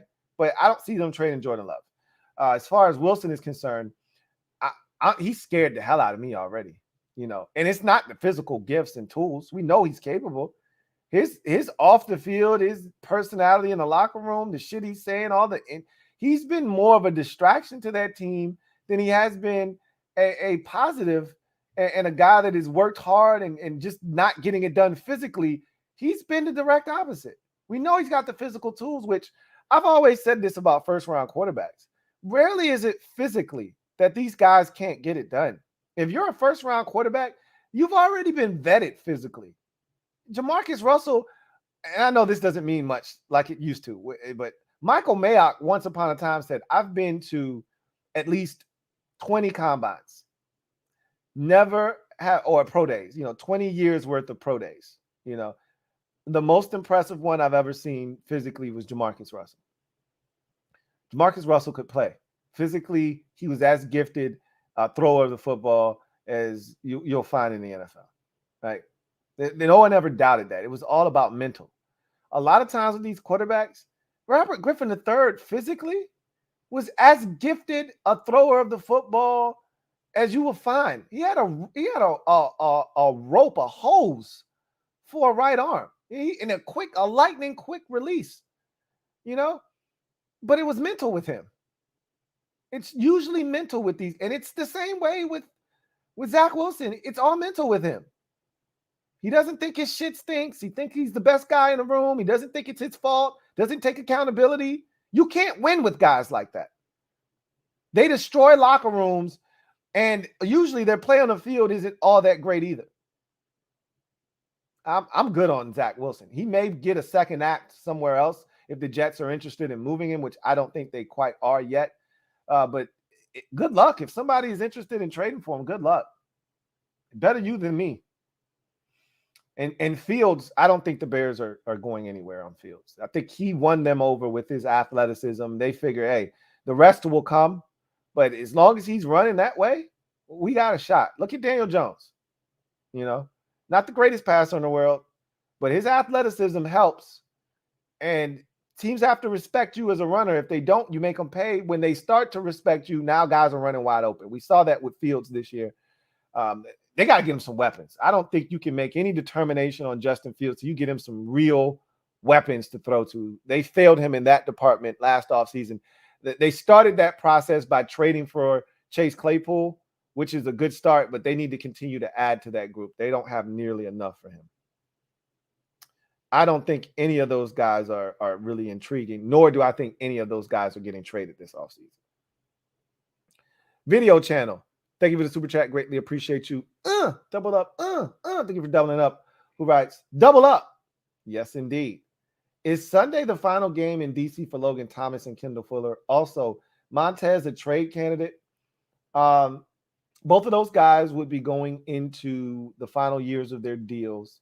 I think Logan might actually have 2 more years left. I think. If I'm not mistaken, he signed a 3-year extension last offseason. Or the offseason before that. I think he signed a 3-year extension, which meant he probably had 1 year left. They added 3 more. There's two seasons have elapsed since then. So I don't know.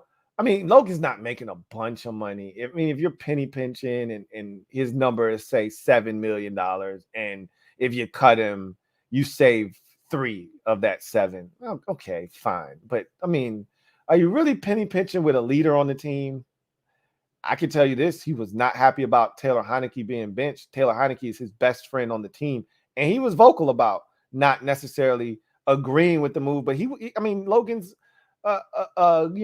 he's a leader on his team. He's not one to ruffle feathers. He wasn't going to speak out against it. But trust me, he wasn't alone in that locker room, not really loving the idea of going to Carson. So I don't know. He could be gone. I doubt it. Kendall, on the other hand, is interesting because this is the final year of his 4-year, $40 million contract that he signed. And I don't know what that number looks like in terms of guarantees. I don't know how much they could possibly get out of if they moved on from him. We're so, destitute at the cornerback position. Can you really afford to cut ties with a guy that, for all intents and purposes, has been your Iron Man in that secondary? We've seen everybody come and go, everybody get injured and miss time, and he's pretty much been one of the few guys that hasn't missed. He might have missed a game or 2 in there, but he's been pretty much the constant for this football team. He's pretty much been the one guy we can count on to play and suit up and be there every week and play some solid ball for us. I don't know if he's done necessarily, but again, as I said, anything can happen, and I don't know what their contractual situations are. Red Wing 01. Thank you for the super chat. Greatly appreciate you. Red Wing 01. I'm not sure if this is a double up for you or not. Kind of feel like it is. Not really sure. Double up. We're just going to do it just in case. I'd rather be safe than sorry. I think we forgot how we missed JD. He retiring. I don't know if he's retiring or not. You know what what was apparent to me by the time JD got hurt, his role was diminishing anyway. Like they were trying to find ways with Robinson emerging and Gibson already being a guy that they were trying to find snaps for. I felt like JD's role was diminishing. Now, we did miss him in pass protection. He's way better than any of the other two backs that we have currently. But as a pass catcher, I didn't think he was great in his routes, this year. I thought he had gotten predictable, but some of that's on Scott as well. He didn't seem to be having the impact this year. That's just me, but I'd rather have him than not have him. That's for sure. 1/6 Devil Doc. Thank you for the super chat. Greatly appreciate you. Double up. Thank you for doubling up. Who writes? I wouldn't mind if Marty Herney is involved in this year's draft. I think his picks have been good overall. If we do end up with a veteran quarterback, we should go after Geno. He's a free agent, no compensation. This is the thing about Geno. And again, I'm not telling you that a veteran quarterback can't go to another football team, learn their offense, and excel. I'm just telling you, Geno had been in Seattle behind Russell Wilson for every bit of 3-4 years. He knew that offense. I know they just switched offensive coordinators like, a year or two ago, but still, he was comfortable in that scheme. He was comfortable with what they were doing. He was comfortable with Pete Carroll. Like, there's something to continuity and just being comfortable. You take Geno out of that environment, you pay him some money, and are you getting the same Geno Smith? I can't be assured of that. You can't either. And they can't be assured that if they pay him in Seattle and run it back, that he's the same Geno Smith that was tossing dimes around the field this year. But to me, there's no way Seattle lets him out of that building. None. I mean, they're not going to get into a bidding war for Geno Smith's services. I don't think they're willing to franchise tag him. That's a lot of money for Geno Smith if you just franchise him. But I do think they're going to offer him a deal that Geno's going to probably be comfortable with, and he's going to sign because I think he wants to be back in Seattle. Why wouldn't he want to be? So, that's an interesting one. I'm not. Are you really that enamored with Geno Smith? He was awesome this year. I can't lie. But are you sure he's going to do that for us? To your point, won't be as hefty a contract as the one we inherited with Carson Wentz. Won't be as hefty as a contract of the one that you would have to give up to acquire, or not as hefty a contract as the one you would acquire with Derek Carr. And in both of those instances, we also we did with Wentz and you would with Carr have to attach picks to it. Geno, you wouldn't have to do any of that unless the Seahawks slapped a non-exclusive franchise tag on him or a transition tag on him. You wouldn't have to give up any compensation for him. So,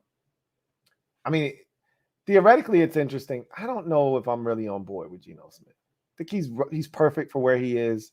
He should stay there. I don't want Jimmy. I'm being super picky at this point. We did the whole veteran quarterback thing. It hasn't worked for us. The options aren't all that appealing. It's Geno Smith. It's Jimmy Garoppolo. You could trade for Derek Carr. I think I'm just good on all of those dudes. Because to me, if you do that, you're right back where you were last year, where we're all saying you might as well have just rolled Sam Howell out there or Taylor Heinicke out there and just gotten better around that quarterback and just said, hey, if that quarterback's not good enough, we'll be in a position to do something at quarterback next year. And again, you say that guy wins 7 games. Now you're in no man's land again. But at some point, you're going to have to pull the trigger. Some point, you're going to have to say, all right, we're going to go get a guy. We're going to do something. But honestly, somebody said this earlier.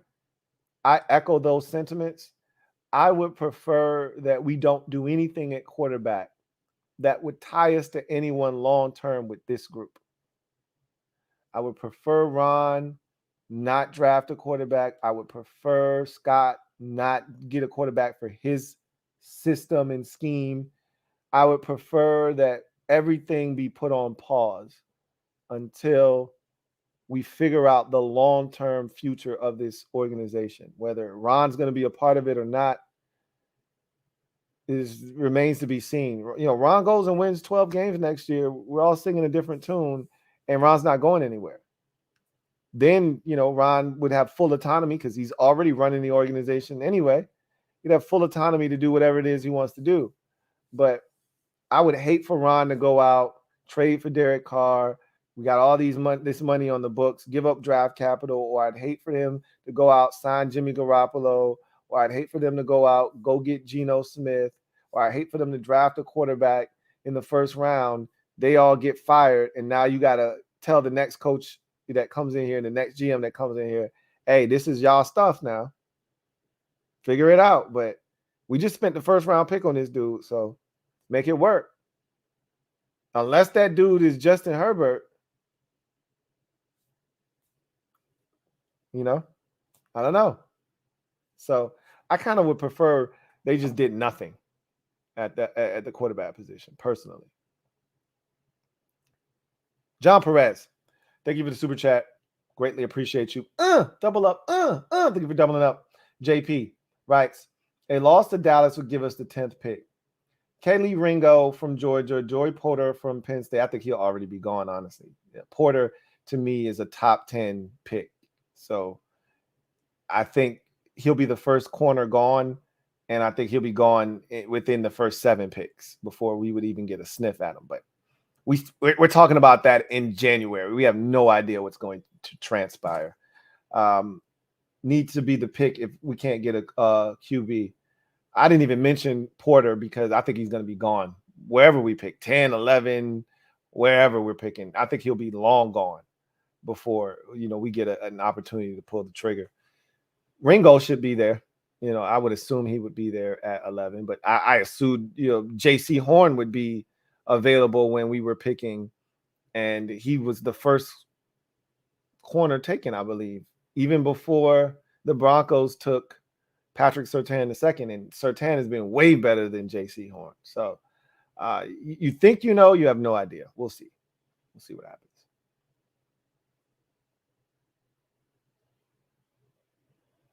Take command for life. Thank you for the super chat. Greatly appreciate you. Take command for life. Double up. Right. Lou, I know this isn't going to happen, but they're considering an 8 seed added in the playoffs because of the DeMar situation. Could Washington make it? We talked about this earlier. Somebody even said, Adam Schefter said they're not really considering that. I think they talked about it. I don't think that's something that they would do. I've already done this, so if you want to go back and watch this, but for the people that have been here the entire time, I don't want to put them through that again. But to give you the short version, I don't think that's something that they're going to do. That's not in the NFL's nature to do something that I get it. This is a very unique set of circumstances. It's unprecedented what occurred on the field. And so they don't want to, they're trying to figure out what's the best course of action. Whatever they do isn't going to be right by someone. Someone's going to have a problem with whatever they decide to do, but they're not going to add an 8th playoff team. That's the worst thing that they could do. Take away the first round bye that teams have worked for all season long. No way they're going to do that. I think the more likely, plausible scenario to play out is that you get to the AFC Championship game and you make it at a neutral site. I think that's the best way to kind of look. The Bengals are still playing for the right to call themselves AFC North champions. They'll be the 3 seed if they win that game. It's at home. Take care of business. You do that. The likelihood is the Chiefs aren't going to lose on Saturday afternoon to the Raiders. They're going to clinch at no worse the 2nd seed. So if that's the case, what are we really talking about here? The team with the biggest gripe shouldn't be Cincinnati. It should be Kansas City. Because all Buffalo had to do was lose, and they would be the number 1 seed. So if Cincinnati did them a favor, all they would have to do was beat the Raiders, and they would be the number 1 seed. I don't think there would ever going to be a situation where the Bengals got their hands on that number 1 seed. But just play the AFC Championship game, whether it's Kansas City, Buffalo, or Cincinnati. Just play it at a neutral site. Play it in Dallas, in Jerry's World. They won't be playing a game there. So let's play it there. And no, Washington wouldn't make it. They could technically, theoretically. No, they're not. So no, I wouldn't concern yourself with that if I were you. Washington football enjoyer. Thank you for the super chat. Greatly appreciate you. Who writes, Ron lost this game on purpose. Changed my mind. I mean, if you feel that way, we really don't need to have a conversation. I mean, nobody does anything on purpose in this league. In other sports, maybe specifically basketball, maybe there's a benefit to losing. You're not guaranteed anything in basketball either. You're just guaranteed more lotto balls, but you still could be the worst team in basketball and end up with the 5th pick. It's not likely, but you could. I've seen it happen before, where you end up with the 3rd pick in the draft. You're the worst team in the league that year, and you still get 2 other teams leapfrogging you. Football, it's a different animal. It's a what have you done for me lately league. You're up 1 minute, you're down the next. You're a hot commodity now. You're ice cold later, and you're getting fired, and nobody wants you. Every week is an audition in this league. There's no way Ronald Rivera is looking to lose a game on purpose. He may not have put his team in the best position to succeed, but he didn't intentionally lose. But if you feel that way, there's nothing really I can say to change your mind. Let's see. Trevor Patch, thank you for the super chat. Greatly appreciate you. Trev writes, Lions OC Ben Johnson, next sneaky good head coach, 30+ points. That's a good name. Not a lot of people are talking about. And I've watched the Lions, and what he consistently does with that team is tremendous. And so, again, this is what I talk about. Putting together a good staff is imperative if you are planning to win and win big in this league. I look at what the Eagles have done. I think Shane Steichen has done a phenomenal job as their offensive coordinator. I don't love their defensive coordinator, but I love their offensive coordinator. You look at what the Lions are doing. Ben Johnson, to your point, I look at their defense as well. It hasn't been great, but I really do like what he's done from a staff perspective. The 49ers, Shanahan knows he's calling the offensive plays, but every time you look up, he's got a stud defensive coordinator. Same thing up until this past year with Raheem Morris, but same thing with Sean McVay. When he first got the job, he hired Wade Phillips. Wade did some good things, but Wade only took him so far. He knew he needed to upgrade. He went and got the guy that's in LA with the Chargers, gave him the job. He fired Wade Phillips, gave him the job. They had the #1 defense. He gets hired in LA with the Chargers, and boom, he promotes Raheem Morris. They keep the party going. And again, you have to make sure that your staff is legit. So Ben Johnson, very, very intriguing. Again, who is your defensive coordinator? And these are things that would matter, but I like Ben Johnson, and I like the way he schemed shit up, man. He's done a really good job, man. Keep in mind, it's Jared Goff at quarterback, man. And Jared's out there dealing, and they're running it, and they're scoring in the red zone, which is how you get to 30 points a game. That's a sneaky one there, man. And they got some really good play calls, man. The play call against the Jets on a 4th and 1 to get that tight end open. I mean, and this guy isn't fast, and for him to score, are you kidding me? Sheesh. G-Fun-Chi. Joe Rockhead Jake, thank you for the super chat. Greatly appreciate you. Thank you for being a member of the MOBB, who writes, would you elevate Jim Hostler or Randy Jordan to OC? I don't really know what those guys know about calling plays. I couldn't be too sure about either of them in that role. Randy Jordan, I like Randy a lot. Jim Hostler, I've heard from him a little bit, but again, you have to have a working knowledge of your position and that side of the ball for you to be in the league. So could those guys call plays? Probably, but I don't think you would necessarily. I think Ken Zampese would be more likely in line to elevate to OC than one of those guys, but I could be wrong there. Could be wrong. Trevor Patch, thank you for the super chat. Greatly appreciate you. Who writes, Wishing Scott the best via nepotism into the head coaching spot.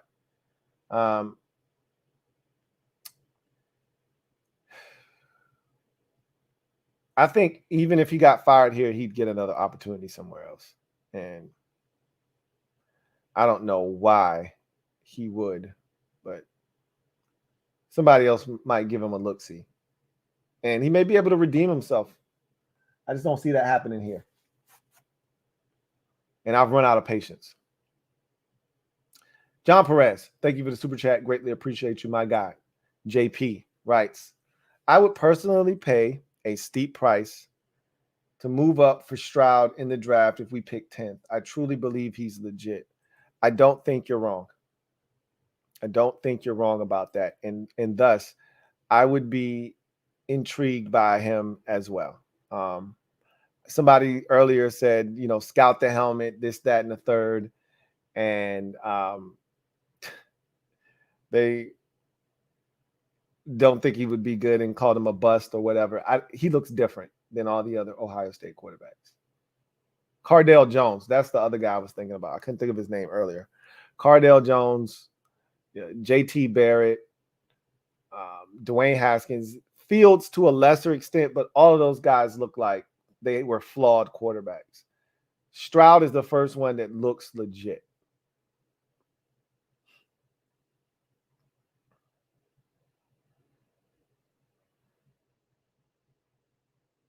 Sean Bullitt,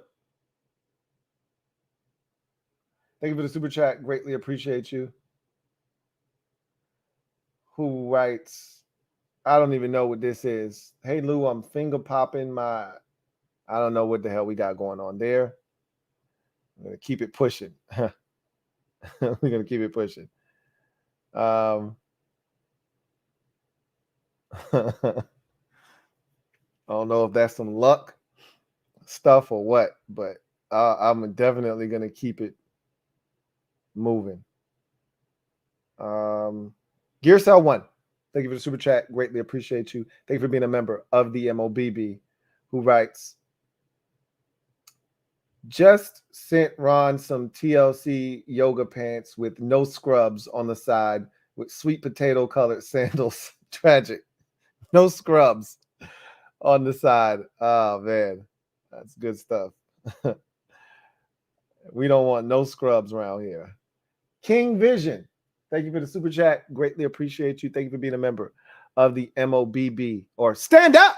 You are now the newest member of the MOBB. Y'all welcome King Vision with open arms to the squad. Looking forward to chopping it up with them, with you in particular. Y'all know what it is. Welcome aboard, King Vision, to the squad. Welcome aboard. All right. Let's see. All right. I'll say, are we done? I think that might have been it. Jalen Dorsett. Thank you for the super chat. Greatly appreciate you. Jalen writes, let me know on the membership. Not sure what that's about. I mean, hell, that could be luck for all I know. Sean Bullock, thank you for the super chat. Greatly appreciate you. Double up. Even though it could have been you, it could have not been you. Right? Everyone got me so much stuff for Christmas, but I really only wanted one thing. Why didn't anyone know what I truly wanted? Again, so that clearly sounds like luck. So we'll just keep moving. So yes. Anyway, that is going to do it for me, your man Louie T. Thank you for joining me here on the show tonight. I knew this was going to be a fun show, and I enjoyed myself thoroughly. We will have plenty of these this offseason. We've got one game remaining. It's against Dallas. Can I ask y'all something on the way out? Do y'all actually consider like Dallas still a rivalry? Like this shit don't even really mean, like this game in particular doesn't mean anything, but I wasn't even hyped for Dallas this season in week 4. Maybe because Dak wasn't playing, maybe because, we were struggling at that time, whatever. But I mean, in order for a rivalry to exist, you have to beat the other team. It can't be one-sided or else it's not a rivalry. They've bashed our brains in for the better part of the decade, you know.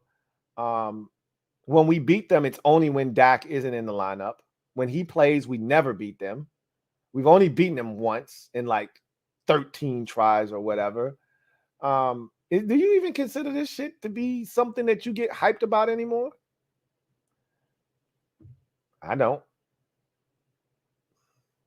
Maybe it'll change eventually and it'll get back to meaning something. But and look, I say that, and if this game had meant something, if this were with all the marbles on the line or whatever, we probably would have been singing a whole totally different tune. But I don't know. I digress. Anyway, got one more super chat on the way out. This is from Jalen Dorsett. Double up. Thank you for doubling up. Who writes, I meant, how do I become a member? I'm trying to get the tickets. That's pretty simple. All you have to do is hit the join button. You may not see it on a mobile device. Sometimes you have to go to the desktop version. And if not, go to my homepage. You should see the join button there. But usually it's right next to the subscribe button. So if you can't see that, you don't have access to it, you'll probably have to go to the desktop version. It's always there. So you hit the join, you follow the prompts, and you become a member. So there is that. Anyway, I digress. You guys have a good one. Enjoy the rest of your night. I look forward to chopping it up with you tomorrow. I will come on. This will be a very brief show because, again, all there really is to see here is Sam Howell. And we'll see how he does and how the team responds to a game that is meaningless. I don't expect them to quit on Ron. So I don't think this gets out of hand until the fourth quarter. I think they fight for 3 quarters. Dallas does the thing that they do. If Dallas doesn't turn it over, if they just come out business as usual and we don't force turnovers. So if they come out and they don't turn it over, it could get ugly quick. You know, this could turn into literally Washington fans will leave the stadium and there will be nothing but, let me make sure I make it abundantly clear, since there are a lot of you who just right over your head when I made the joke about it being a road game. Let me make sure I make this abundantly clear that, yes, it is in fact a home game, but it will be a road game for Sam Howell because Washington doesn't need anything.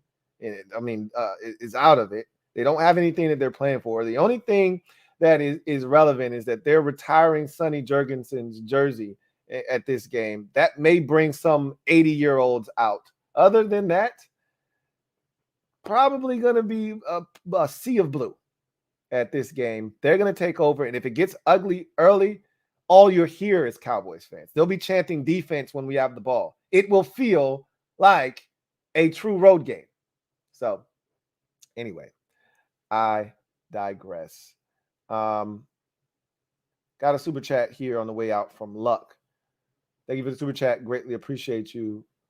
Luck writes, wait, Lou, this really the last CNN, huh? No, not the last one. Usually after the season's done, you get that last week after it's over, you get one more week, and that's when you get the send-off. So not this week. Next week will be the finale, the season finale of CNN. So, Luck, thank you for the super chat. Greatly appreciate you. Double up. Thank you for doubling up. This might have been a triple up. Either way. Where's part 3 to the Trap House story? There was no part 3. I gave you both parts of the Trap House story.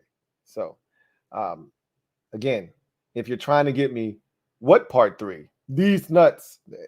There was no part 3 to the Trap House story, just so you know. Gave you both parts of that. Anyway, I digress. I'll see you guys tomorrow. Give you my prediction for the game, if you care. And hopefully Sam Howell doesn't get decapitated and actually shows well. And we lose. That's important. Anyway, I digress. You guys get out of here.